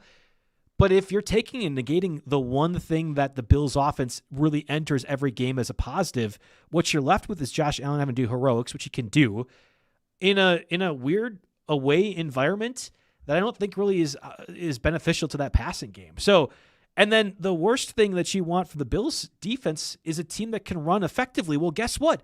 The Jags and Travis Etienne are one of the best rushing attacks in the NFL and can use Etienne in a way that Bucky Irving last year was used to. So if the Bills beat the Jags, I wouldn't be surprised. But you could argue this is the Jags' best matchup and also the best chance to take away a team that could potentially stop them in their route to the Super Bowl this year. One of these teams defends the run really well. One of these teams cannot defend the run either.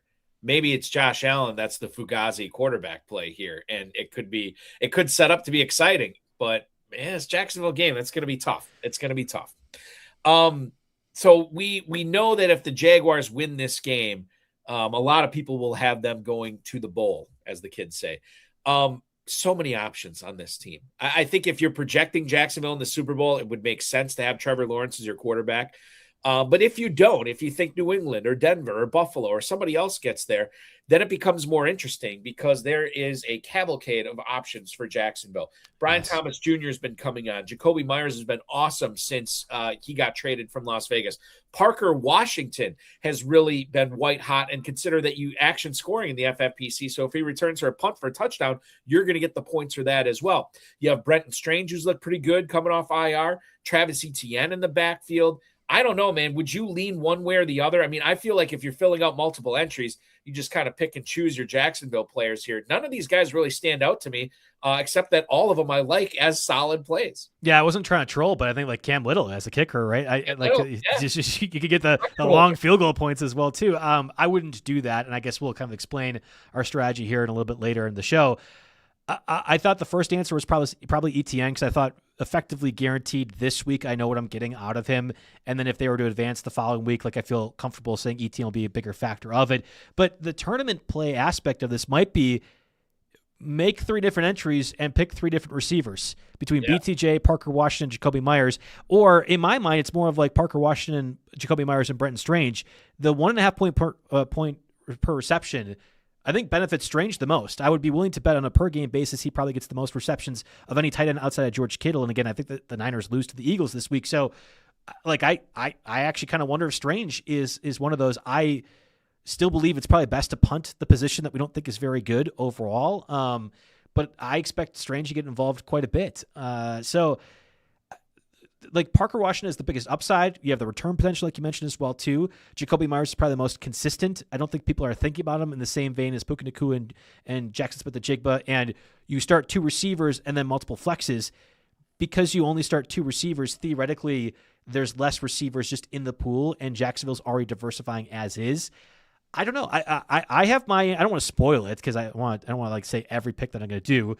But I think the Jags receivers, if you want to go one direction, if you're only spinning one lineup, I don't mind sort of just taking the risk and saying one of those guys is probably the right call. I have a Jacksonville receiver on my team, so it'll be interesting to see if we're on this one. So that is the second game of the triple header on no, that's the first game of the triple header on Sunday. The second game is the Niners and the Eagles. The NFC West looks like it looks like the NFC North did last year, right? Yeah. And you could make a case that any one of these teams, especially with how flat the competition is this year, you could make a case that any one of these teams gets to the Super Bowl.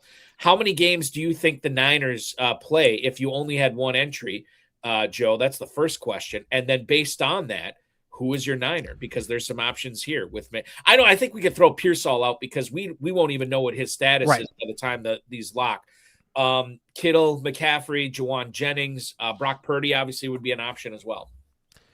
Yeah, I'll give a long way around to answer this. So I made it to the final of the $15 million DraftKings Best Ball on one entry. I did it for content purposes for RotoWire. We live streamed it, and it had a team of Josh Jacobs, Javonte Williams, Bijan Robinson. The quarterbacks are pretty good. Daniel Jones, Jalen Hurts, Trevor Lawrence. There's a lot of Jags going to be in this as well, too. We had Chris Olave, Devonta Smith. The receivers weren't great, but I had JSN as like a 4th-round value. Wow. And some of the tight ends like Hunter Henry and Brenton Strange. So we made it to the final round.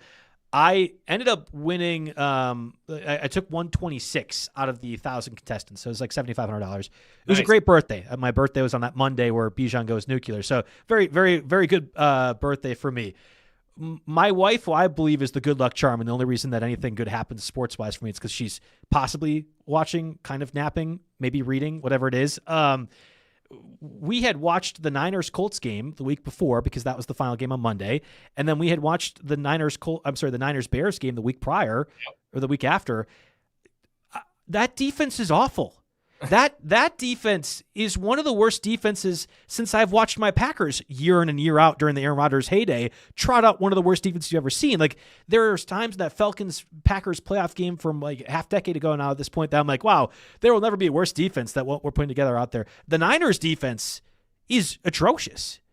you could argue that the Eagles' offense is the exact same, but from an offensive perspective, that they are actively sabotaging themselves. And in that way, I think it's a good spot for the Niners. If they win against any other team, I would say they are definitively going to lose. And I trust Kyle Shanahan. I think the way Brock Purdy's been playing, I have a lot of confidence that the Niners will score points. If they could score, let's just say 21, is that enough to upset Kevin Petula? I don't know if the Eagles can mess this up. I was going to say a different word, but I don't know if they can mess this up, right? And even if the Eagles can get a few stops, that's all it's going to really take against this Niners defense, which is allowing more 5-yard out routes than I've ever seen in my entire life right now. So I don't think the Niners have any chance to win this. I would have felt a little bit better if they're going to try to win a 45-42 game against the Seahawks or the Rams. I think I would have taken the Niners to beat the Panthers, although I would have been a little bit more nervous about that one, for example. I just don't think the defense is at all effective enough to be able to win multiple postseason games, especially against a team like the Eagles, who's really, really good too. So at least could be good offensively. I think you just kind of go all in then and say, I mean, Christian McCaffrey's the play that I would make on this. I don't want to go George Kittle. I don't want to have a one-and-done quarterback or potential that has a defense that'll just let him down on Brock Purdy. I kind of think it's interesting, like, if the Niners make the Super Bowl, Ricky Pearsall is probably a big part of that. Yeah, you would have gotten it correct because nobody else would then pick him because of the injuries. But I just don't know how that defense allows for that to occur. So I don't think there's any other pick besides Christian McCaffrey. Truthfully, I don't know how to entertain any other one because I don't believe the Niners will be advancing much more than this upcoming game. And I want Christian McCaffrey, who scores the most points in that scenario. Yeah. Get the volume guy. Get the guy who's going to score the right. most. If they're only playing one game, then he will be the correct player to have on your roster. Now, the Eagles are the defending champs, but they kind of limped in a little bit. Kind of. Well, I just think of like that 1 year where they started off. What was it, 10-1? Yeah. And then that was limping in. I mean, that was really, really wretched end of the season. So the question here is, Kevin Petullo has been this whipping boy all year. Eagles fans, fantasy players, nobody likes this guy seemingly. And I'm wondering if there's some sort of switch that will be flipped here in the postseason. If Sirianni turns up the pressure on this guy and say, hey, listen, we need to make our best players, or we need to have our best players being in the best position to make big explosive plays. That's how you win football games in the postseason in the NFL. There's no shortage of talent. I think that the big four, so to speak, Hurts, Barkley, Smith, Brown, they're all viable. I don't know if I could go with Goddard here as a pivot play. Thought about it, yeah. Those top four are very interesting. And I think that if you are projecting the Eagles to be out early, and you said, how can they screw this up? Well, leave it to Sirianni. Don't leave it to Sirianni. I never liked that guy, and I've been watching Hard Knocks, and I'm starting to like him a little bit more, just a little bit. I still don't like him all that much. But Petullo, I think, is the problem here. I just feel like in the Eagles' losses this year, A.J. Brown's really balled out. Like, when the Philly loses, A.J. Brown probably had a good game. And when they win, he probably did not have a good game. And I'm wondering if there's a correlation with that in the postseason, especially if Philly loses in the second round or even the first round. Maybe we're looking at a big performance from A.J. Brown. How do you look at the skill position guys for Philly in the playoff challenge? So I'm a big Bill Simmons guy. His content lately has been so Patriots and Celtics heavy that I'm just nauseous at how often he finds a way to work them in. I'm prefacing that to say I apologize if you guys don't want to hear more Packer talk, but of recent memory, can you recall a coordinator that was as worse as I think it was Drayton, the special teams guy for the Packers, or more specifically Joe Barry? I was going to say Joe Barry. Okay. Did any sort of like, oh, head coach, this, get it together, guys. Did that fix anything for the Packers? No. You are what you are when you enter the postseason. So I don't think the offense will suddenly become what they were when they just ran roughshod throughout the postseason last year and pretty convincingly won the Super Bowl. Kellen Moore's not walking through that door. I don't think they can bring in Mike McDaniel to just be this super guru, even though he just got fired by the Dolphins. And it'd be kind of interesting to see if they Weekend at Bernie's replaced Kevin Petullo, offensive coordinator. But didn't they do that with Fangio? I want to say. Well, yeah, he came in. Well, I was thinking more like Robert Saleh when he joined the Packers just recently from But I think Fangio is probably a fine call too. But I don't know how that works. I can't can't fathom that again. Maybe it's just my puny brain that I can't get there. But you're right. So I just talked about the 5-yard out routes being available literally against anybody. I think you could run a 5-yard out route and probably get at least one catch against the Niners defense, at least the ones I've been watching the past month.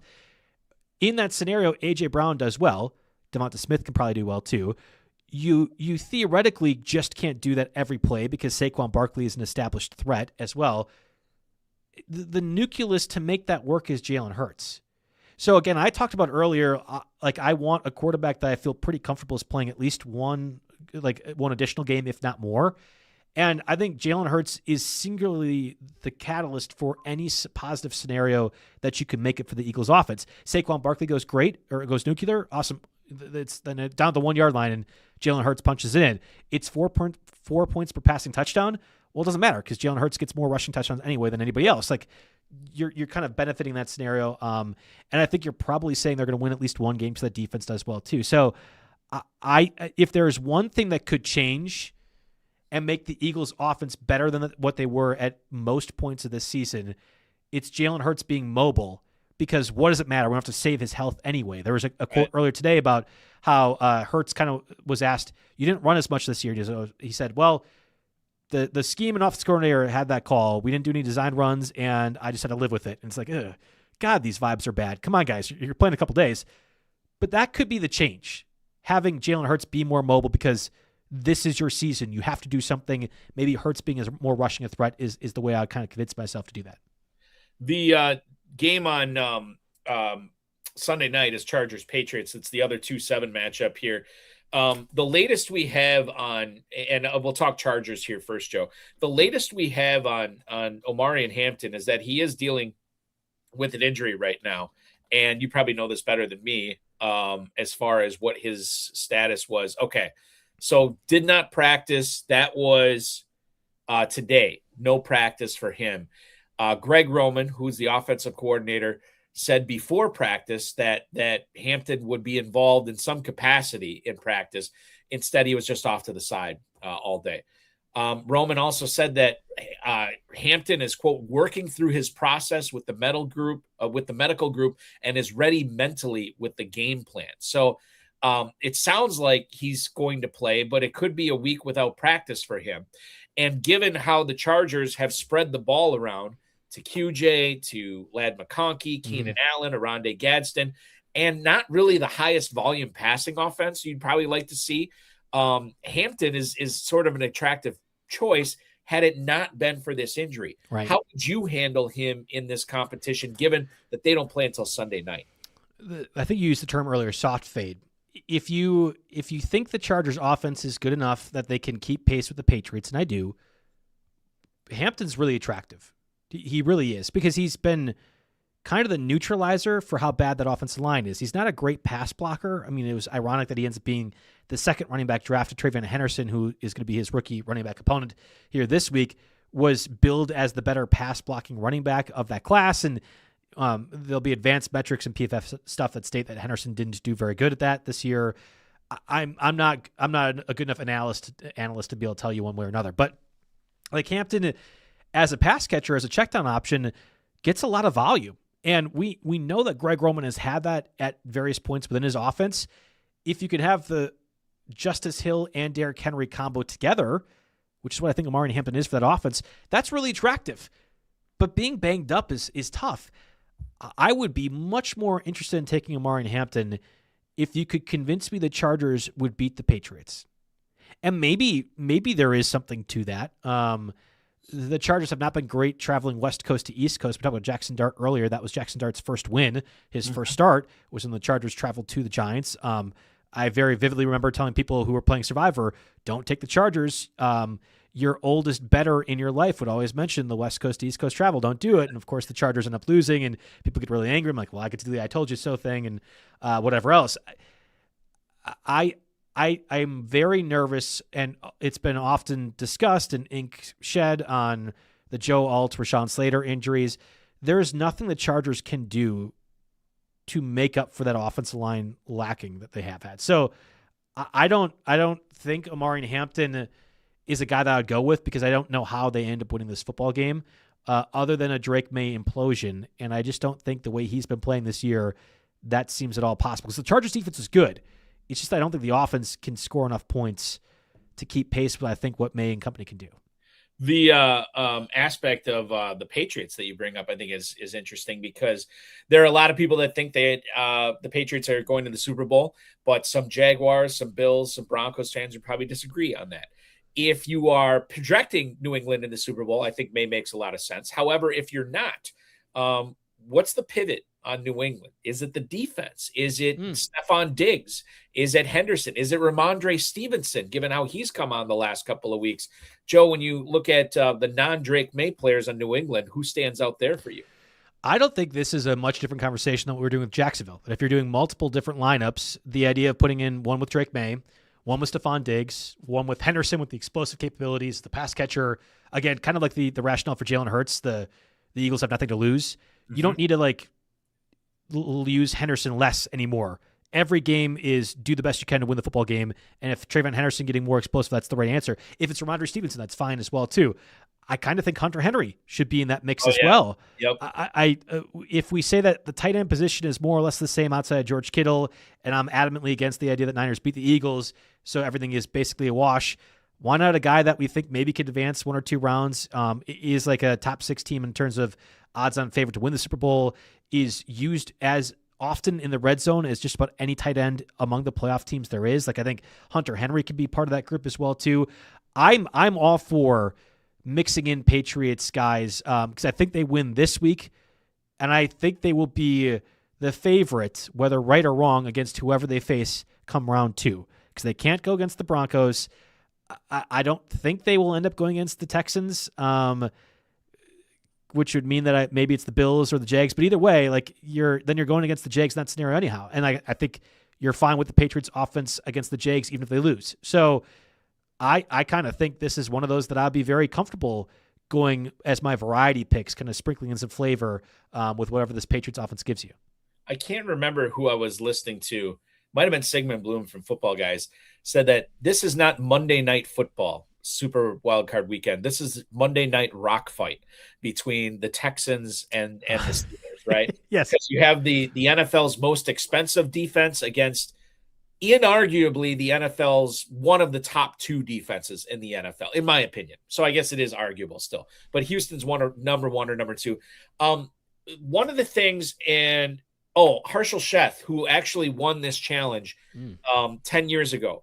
I had him on the RotoViz High Stakes Lowdown earlier this week, and he pointed out, the Texans defense seems attractive given how good they've been all season. But remember, if a defense gives up like 13, 14 points or whatever the cutoff is, I'd have to look it up.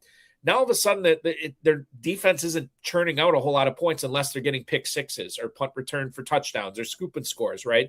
And so with the Texans defense, I think it's attractive on paper. Hey, they're the 5 seed. They could be out in 1 or 2 games. There's other players on this team like Nico Collins, pass-catching running back, and Woody Marks as well. Dalton Schultz, I think somebody mentioned in the YouTube chat earlier, might have been Tom Smith. No, Steven Yurgalis mentioned Dalton Schultz as well. So when you look at this Texans team that's going up against Pittsburgh, I think that on the surface, there's not a lot of choices. But if we dig a little bit deeper, maybe this is more of a flatter decision that we have to make between several different players. Yeah, so it's the lowest total of any of the playoff games right now. Yeah, I don't think there's weather. Excuse me. I don't think there's weather necessarily involved, but it's going to be January in Pittsburgh. There probably is some degree of weather. The Texans' offense has not been very good. One of the weak links entering the year, one of the weakest links just across every unit was probably the Texans' offensive line. And my whole pushback on people that were fading Nico Collins, which I guess ended up being correct. We could debate the merits of that, I guess, in a little bit. Was the Texans' offensive line can't be worse than they were last year, right? They were one of the worst units of all time among offensive linemen. It can't be that bad. They tried to change through things. And yes, it was kind of like the Brewers cycling through spare parts at first base, and hopefully that one of those things hits. But I thought the Texans' offensive line would be better this year.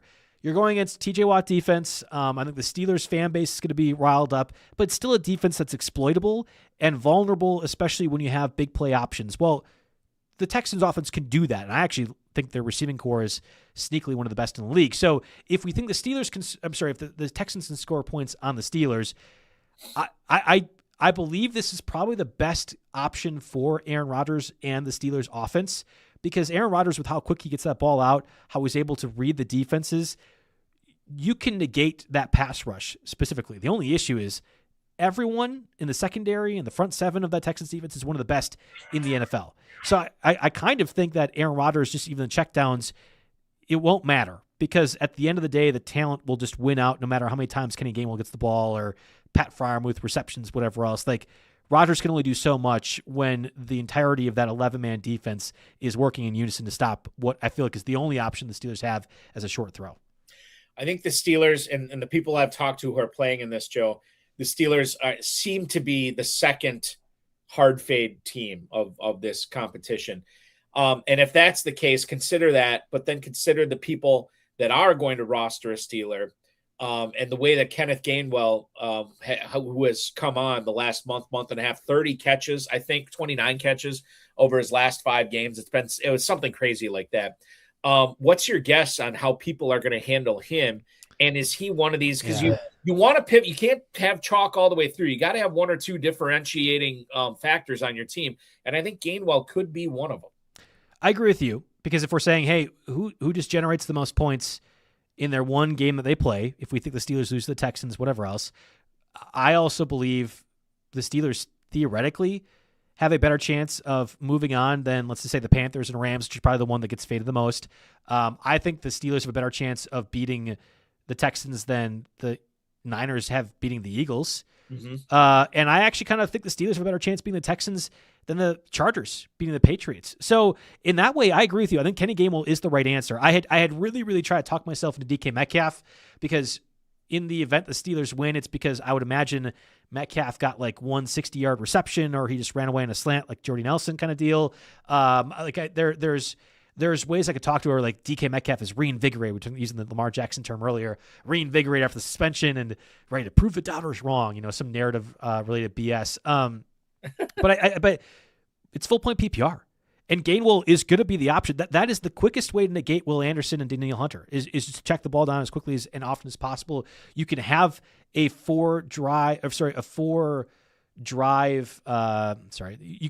could move the ball down the field every 4 plays to get a first down in that kind of facet, especially when Rodgers is your quarterback. So I kind of think Gainwell is going to be a popular soft fade target, in so much maybe he's over 8%, 7% rostered.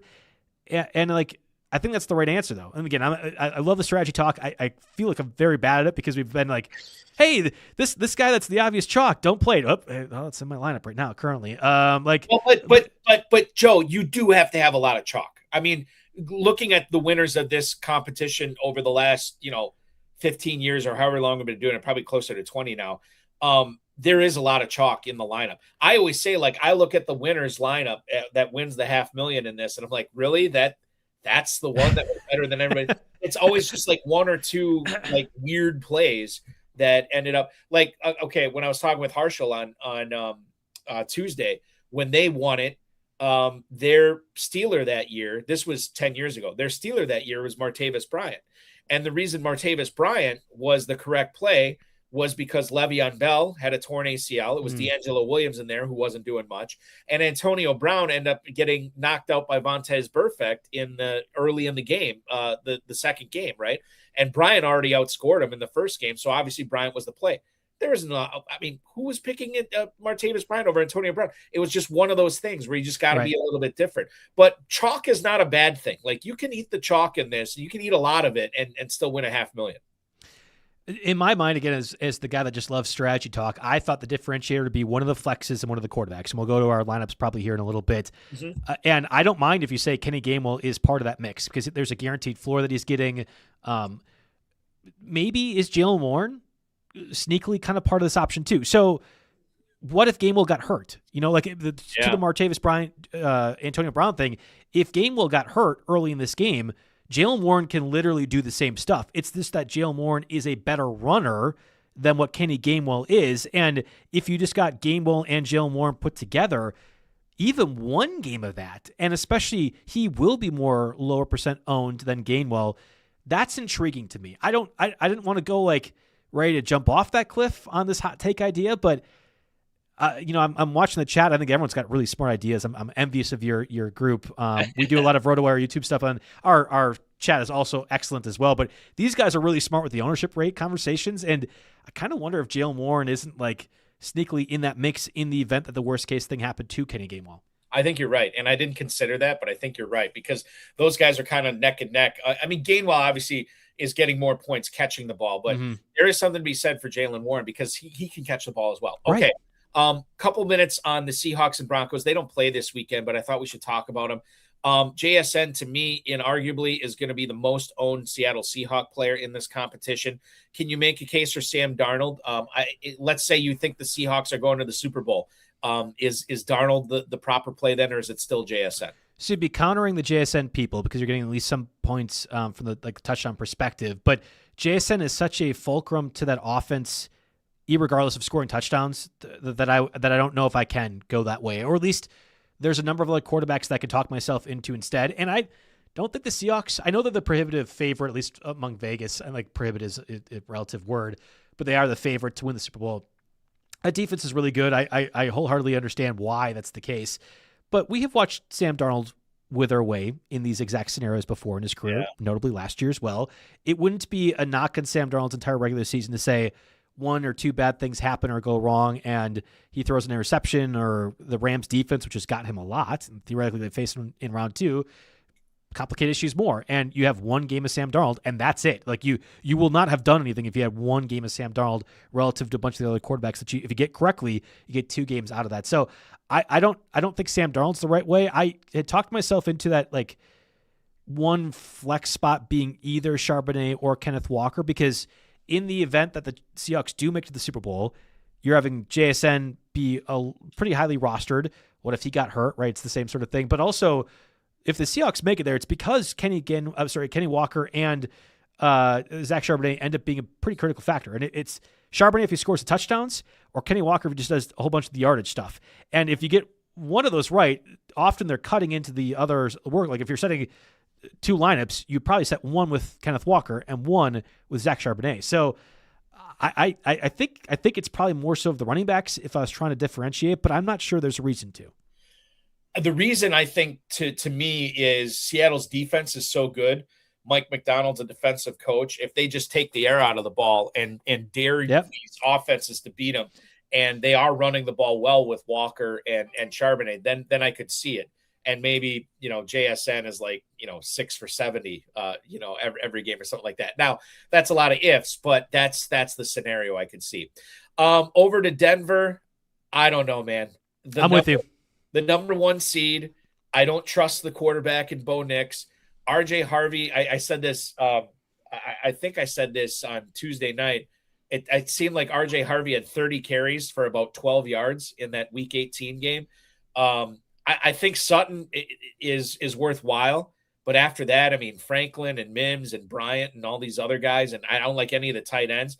Certainly the defense is good, but do I really want to utilize my defense that's not playing wild card weekend and is the number 1 seed? I don't know. I don't have any good ideas on Denver. Maybe they're the key to winning this. Yeah, I mean, if you're punting the defense in the same way that you punt the kicker, I can understand that, because if the Broncos go far, you'd assume it's because of the defense. And I think you said Sigmund Bloom talked about it, or somebody else, but like that they would have kept them under probably 12 points or whatever and probably reached the thresholds the FFPC is referring to. I agree with you. And it's ironic because shouldn't we be the ones that have been converted to Sean Payton and Bo Nix? I mean, that was the best Broncos game in the entire year was what they did to my Packers. Yeah. And that was when the season was lost, when I lost all hope, when I was the most depressed this year. And there's been many ups and downs of this roller coaster. But, all those injuries, especially Micah Parsons, that was it. The Packers can't do anything after that game. And Bo Nix looked exceptional. We talk about the great defense of the Broncos, and I think back to that Packers game and how the Packers were getting them, and how the Giants, came back in the second half of that one game. The Broncos came back to beat the Giants, but the Giants has gotten that many points. And you kind of go through the list, there's 4 or 5 games the Broncos defense just didn't do what you thought they would do. And in my mind, I go back to, I don't know if they win all the way to the Super Bowl because of that defense. It will be because the offense makes enough plays, and I just don't trust Bo Nix yet. Even though I watched it firsthand have his best game, I don't trust that. So I'm with you wholeheartedly. I don't know if they win their first game quite frankly. I think we could see both number one seeds lose before they get to the Super Bowl, but even the divisional round, I think it's certainly in play. Yeah, it definitely is in play, especially considering the Patriots, the Broncos, or the Patriots, the Jaguars, the Bills, and these other teams there as well. We're going to step out and take our final break. When we come back, Joe and I will put together an FFPC World Famous Playoff Challenge lineup for you. I can't play in it since I work for the FFPC, but so feel free to dupe me. Spoiler alert. My lineup never has won before, but change it the way you want to, and maybe you can be the $500K winner. Register now at myffpc.com. Win $500,000, $200 entry fee. Win a $100,000 grand prize with a $35 entry fee. No draft, no salary cap, no rules. No convoluted rules, I should say. There are rules, like only one player per team. If you want Bo Nix, you can't have Cortland Sutton. If you want Kenneth Walker, you can't have JSN. Enter now, myffpc.com. We come back. It is lineup building time. Joe Bartel from RotoWire. I'm Eric Balkman. This is FFPC Insider Access on the Better Sports Network. What's up, guys? Andrew Cooper here, Fantasy Alarm, and it's that time of year at the FFPC Playoff Challenge. This is one of my very favorite contests. Forget about all your redraft leagues. Forget about DFS. This is one last chance for glory, and it comes during the NFL playoffs. Yes, you can go in with no salaries, no drafts, no convoluted stuff, and create your lineup to carry you through the playoffs. The only rule, you cannot pick two players from the same team, which I kind of like. I quietly don't want to get crushed by some stack of Matthew Stafford and Puka Nacua. You have to pick one or the other. That's it. You pick 12 players. Try and set yourself up for glory here. And there's a lot on the line. Two different contests, $35 contest or the $200 contest with a $500,000 on the line in this one. It is one of the premier events in this fantasy football space. If you win this one, you go down in fantasy football history with the other gold-plated names at the FFPC. So get your contest locked in now before they fill, because I tell you what, they will. If you want to get in to the FFPC Playoff Challenge, go to myffpc.com, sign up now, and you can use promo code ALARM, ALARM. They'll give you $25 when you deposit $35 or more.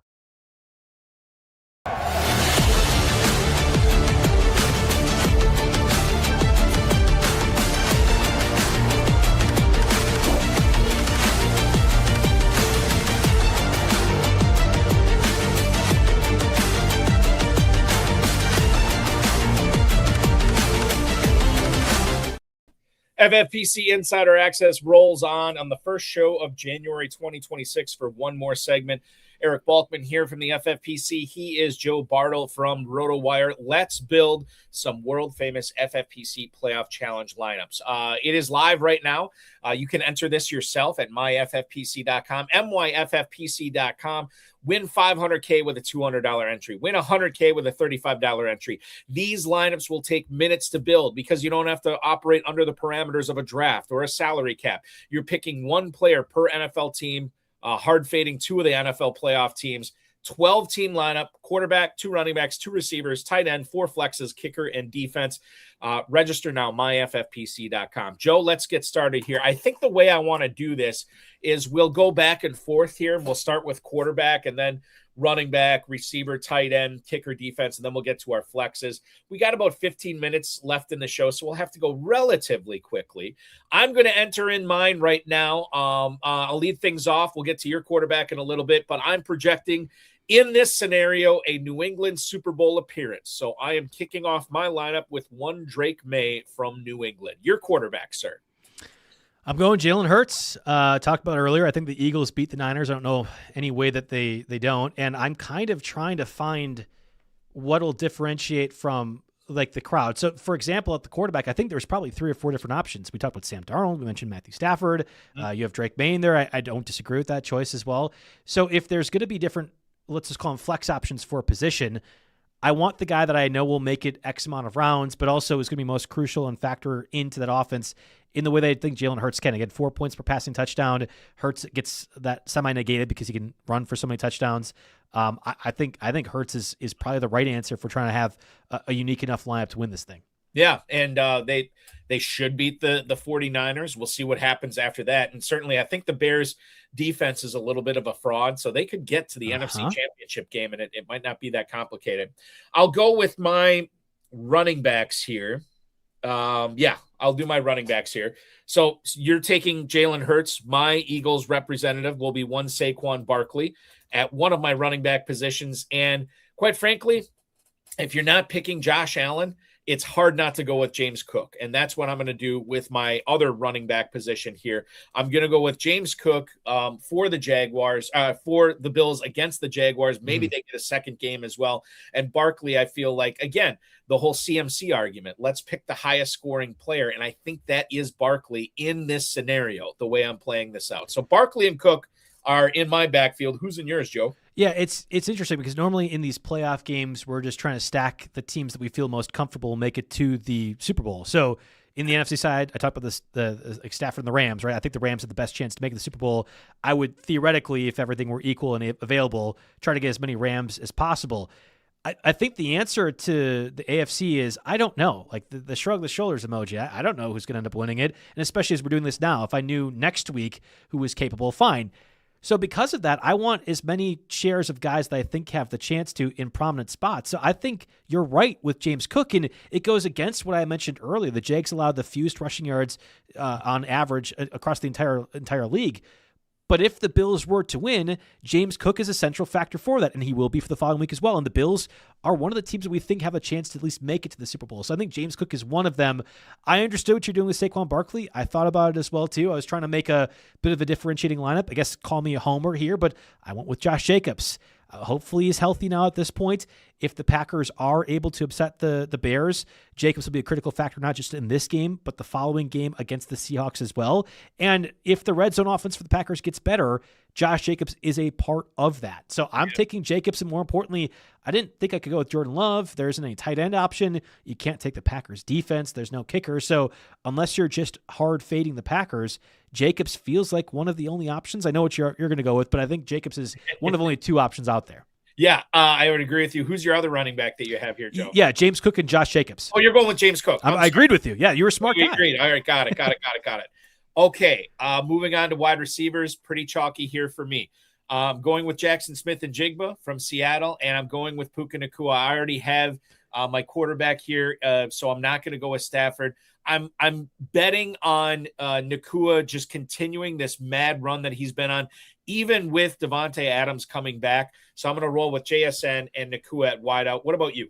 I'm nervous. You said you haven't won this before. You've won it like 15 times because I actually went with the same exact receivers. So that it means we're really smart, right, Eric? That's what this is. I think this is we're just picking chalk. You know, like this is we have to have some chalk in this, and certainly it makes sense that we're both going with. I'll frame it this way: one of these two teams is making it to the Super Bowl of the NFC. So you're getting the most explosive fantasy difference maker. And you will counter everybody else who has them as well too. Like it's almost like in a way a DFS slate where you have to have some different plays, right? But the chalk part of things, you have to have that guy that's a 70% rostered. Like more likely that's what you have to have if your lineup isn't winning. And I think Puka Nacua and JSN singularly can do that. You get the double up points as well too in the Super Bowl. I feel very confident if I'm betting it's either the Seahawks or Rams that make it to the Super Bowl, and they could ultimately play in the divisional round as well, too. Oh, it'd be a fantastic game for sure. Mm-hmm. And if that happens, then you're guaranteed one of those players in the NFC Championship. Okay, I'm going to do tight end here. I know you like McCaffrey from the Niners. I'm going to go with Kittle here, a little bit of a pivot. I know he will not see the volume that McCaffrey does, but I think his efficiency is probably going to be a little bit better.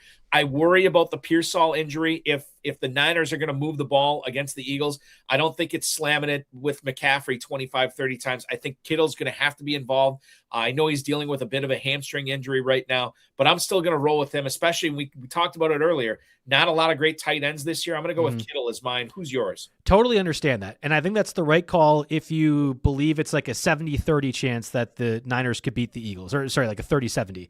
I think it's more like 80-20. Like I don't know a way in which the Niners offense does that. And even still, the Niners will be competitive. I'm not doubting that. I'm not doubting Kyle Shanahan whatsoever. I've been foolish too often with it. So let's just say George Kittle gets 24 points in a 1.5 point per reception league. You get the touchdown as well too. How many tight ends can get to 24 points of these teams of 14? I talked about Brenton Strange earlier. I think if you have the Eagles advancing, Dallas Goedert maybe gets there if you get that third game. I don't think A.J. Barner does necessarily, even if the Seahawks advance. The Rams spread out too much. To me, it's Hunter Henry. And again, I don't think it's a by reception type of deal. I think Hunter Henry gets there because he scores 3 touchdowns over the course of 3 games or whatever else it might be. I don't mind Dalton Schultz if you want to go that direction instead, and probably is even less roster. But I have confidence the Patriots have a better chance of advancing than the Texans, which may be controversial in that. And in that regard, I think Hunter Henry has been a factor whatever the Patriots choose to do, and especially in the red zone. So if you're not picking Kittle, I think the answer probably is Hunter Henry can get close to that Kittle price. Yeah, Hunter Henry's not a player I had mentioned when we were talking about the Patriots, but I think it's one worth mentioning for sure because of how involved he is in that offense and the lack sort of a consistent alpha number 1 receiver on that team. We've seen flashes with Diggs, maybe Booty earlier in the season, but Henry's sort of been that guy, pretty steady Eddie all season long. I want to switch from flexes. Let's go to kickers and defenses next. I'll mention both of mine here up at the top. I'm going to roll with Cameron Dicker from the Chargers here as sort of like a soft fade. Oh, no. And then I am going to roll with the Texans here. Oh, no. We copied each other again. This cannot be good news. It's fine, man. Don't worry about it. As far as copying each other. I strongly believe there's not another defense to roster unless you want to roster the Rams, which I kind of am okay with because maybe they get the most games, but is that more lucrative than Matthew Stafford? Puka Nacua? My answer probably no, but like the Texans is the right call. They can single-handedly keep the Steelers under 2 scores. They can get sacks and turnovers.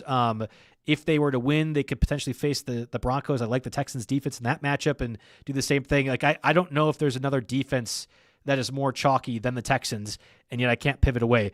Kicker was tough because I think there's, like I mentioned Cam Little earlier. I was like, well, you know, if there is a more premium placed on 60-yard field goals, which I don't think the FFPC is quite to that level of. Well, you'll get if he kicks a 60-yard field goal, you'll get 6 points for that field goal. Okay. So you will get the added distance onto that. Yeah, and if the Jags win multiple games, I mean, like you're talking about, all it takes is 2 kicks that Cam Little could do. That he's getting 12 points, which is interesting. I also want Cam Dicker because I think the Chargers could win. I think the Chargers will be able to move the ball still against the Patriots defense. So they'll be in position. And while he's not making 60-yard field goals or even 50-yarders necessarily, Dicker is a part of that solution for that offense and would be even if they were to advance as well. So I think the other argument that we could make here, and I don't think we necessarily have, but if you don't like the Patriots, there's certainly a non-zero chance that the Chargers could upset them. They're only 3.5-point dogs. And then, and it's not like the Chargers defense is bad. Maybe you flip it and you go Fairbairn for the Texans, who's been one of the best kickers all year, and you go with the Chargers defense. Or I'll throw another pepper in the gumbo here.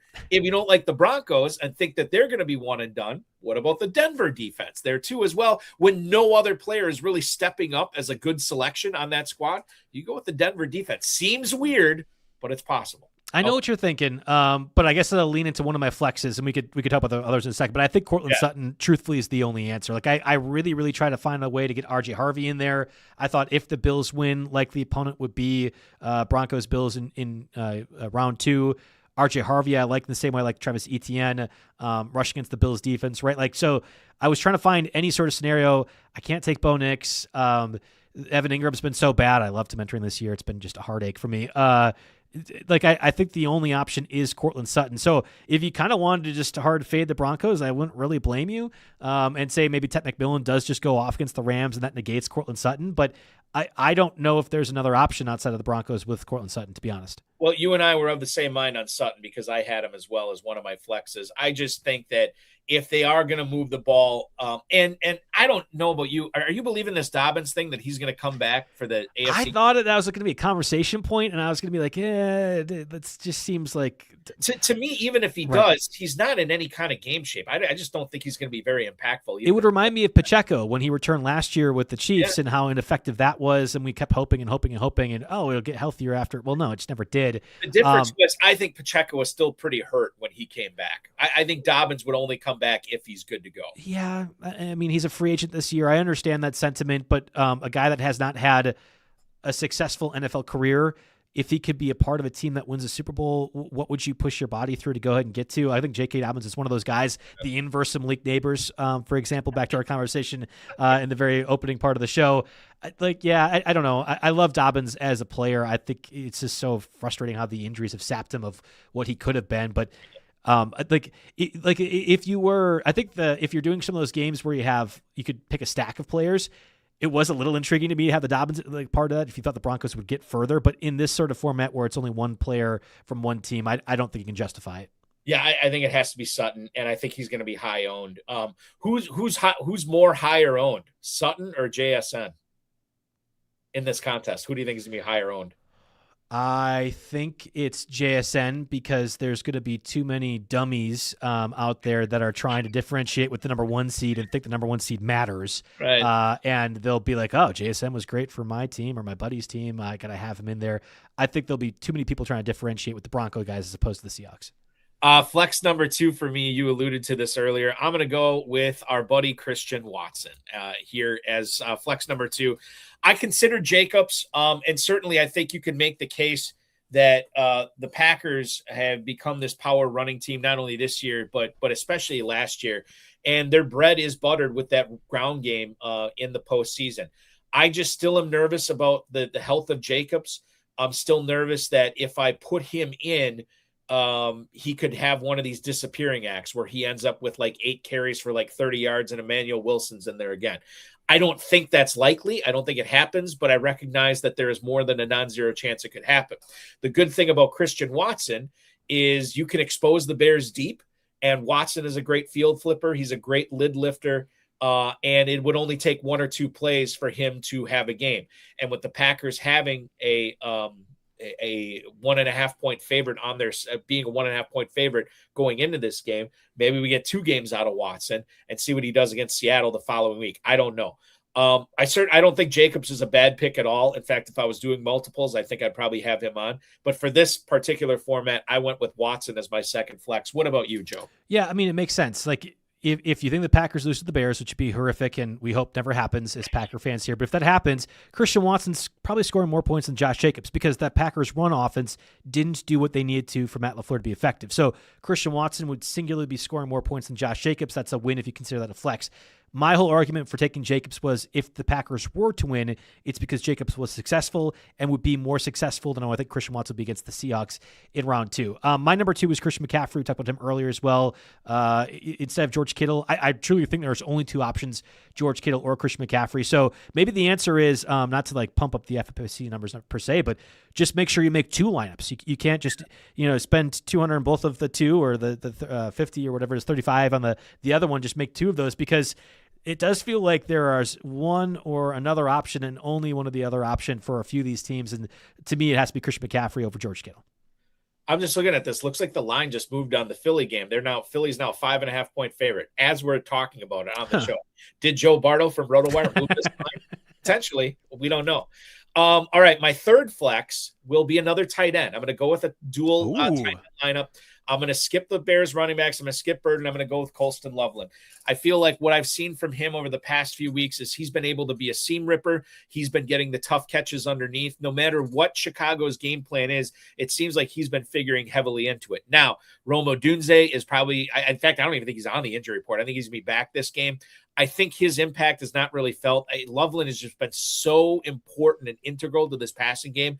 With the tight end premium format, I wanted to get multiple tight ends. I could have gone Strange. I chose not to. I'm going to go with Colston Loveland here. Yeah, that's the right call. It might not have been on this specific platform, but I had done a show prior to the NFL draft with my friend Alan Sosky, who's a really great Dynasty mind, but also does a great job of hosting a lot of her shows at RotoWire. And we had been on the Visa network saying, like, at the time, it was like Colston Loveland or Tyler Warren. Which one of those tight ends will be drafted first? And I had made the case for like plus 200 that Colston Loveland was the right call. That was like in early March. By the end of draft season, it was overwhelmingly Tyler Warren. So I looked really, really smart a month before when it was kind of close. And of course, Loveland goes ahead of Warren. I think that ended up being the right call for both teams, although we could debate the merits another day. I know what you're doing with the Colston Loveland thing. I get it, but I went with DeAndre Swift because if the Bears do win, they will be able to run the football against the Eagles. And I think DeAndre Swift or Kyle Monunga, again, that's the flex point to me. If you want to pick one of those running backs to be successful over the other, I have no argument there. But I think DeAndre Swift ends up being good enough against the Packers' run defense. And if the Bears were to win, does it against the Eagles as well, too. It is Jacksonville wide receiver time. Ooh. I am going to let you go first on this one because I did basically a coin flip between two of these players. I eliminated one. It came down to two for me. I'm going to let you go first because I'm going to take the other one. Yeah, it wasn't a Jacksonville receiver flip for me. I took ETN here, so I ended up having three running backs. Perfect. All right. I had ETN, CMC, and Swift in my flex spot. And again, I kind of think if the Jags beat the Bills, they could advance to the conference finals. And I think in that scenario, ETN's a big factor no matter what. But Bills, one of the worst run defenses in the league. And ETN can also be a pass catcher for that offense, too. We watched what Trevor Lawrence did in the final 4 games of the year involving ETN as a pass catcher the way he did. I actually think ETN is the only correct call of the receivers. It's not that you shouldn't differentiate. I again, if we're setting multiple lines, as you should, because this is a great competition, be a part of it any fast you can. I understand why, but I think ETN is actually the surefire thing with this matchup and matchups to come. Yeah, so you make a great case for ETN there. I want to be different somehow. I know this guy will not be highly owned for Jacksonville or in this challenge. I'm going to go with Jakobi Meyers here. The impact that he's had when this offense has been humming, it's been in large part because of his big catches on third down, not only the possession stuff over the middle, but these big plays downfield. Similar to the argument I was making with Loveland, this guy's doing it no matter what the game plan is, which is why I want to include him in there. I thought it was going to be either Myers or Washington. I know. Take the other one. Washington, I think you can make a case for too, because definitely the ascent that he has made, his impact on special teams, which counts in this competition, certainly would make a fine choice. And I guess the moral of the story here, Joe and I did our best. Joe and I tried to do our best. We know this isn't our best. So just do multiple lineups. Yes, exactly. Multiple rosters. To recap once again, Joe's roster for this FFPC Playoff Challenge: Jalen Hurts at quarterback, the running backs, Josh Jacobs, James Cook, Christian McCaffrey, DeAndre Swift, Travis Etienne. The receivers are Puka Nacua, Jackson Smith-Njigba, Cortland Sutton. Tight end is Hunter Henry. Kicker is Cameron Dicker. And defense is the Texans. For me, I have Drake May at quarterback. My running backs are Saquon Barkley and James Cook. I have wide receivers of Puka Nacua, Jackson Smith-Njigba, Cortland Sutton, Christian Watson, Jakobi Meyers. Tight ends are George Kittle, Colston Loveland, Cameron Dicker, and the Texans, my kicker and defense as well. MyFFPC.com is where to go if you want to dupe these.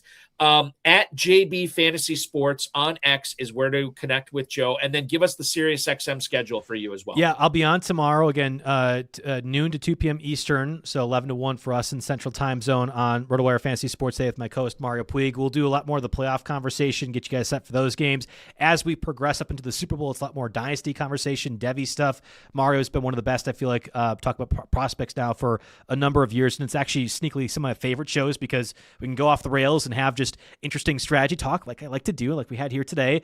And then normally on Saturdays, I do 6 to 8 p.m. Eastern, Angel Fire Radio. It's just me solo hosting for 2 hours, so love the user engagement. If we could have all you guys in the chat call onto the show, get your thoughts on any dynasty stuff related. We'll have 2 weeks off with the postseason happening on the concurrent channel 88 for NFL. So I'll return for that one 24th of January on Saturday again, 6 to 8 p.m. Eastern, Angel Fire Radio. There you go. Love it. And at JB Fantasy Sports, ask your questions there. Connect with Joe there. This was so much fun, Joe. We got to have you back on again. Enjoy the playoffs. Enjoy the Super Bowl. And we will talk with you again very soon, my friend. Sounds good. Go Packers. Go Pack, go. MyFFPC.com is where to go for the world-famous FFPC Playoff Challenge. No draft, no salary cap. Build your lineup in minutes. Only one player per NFL team. $200 entry fee will get you eligible for a $500,000 grand prize.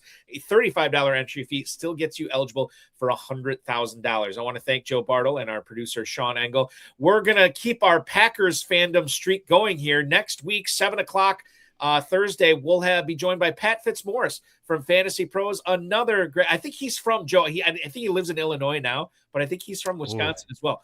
All these great fantasy minds coming from Wisconsin. So good to have that on our trophy shelf. Be good, Joe. We will talk with you again soon. And for all the viewers out there, enjoy the playoffs. MyFFPC.com is where to go for that. Have a great weekend, and we will talk with you again next Thursday. This has been FFPC Insider Access on the Better Sports Network.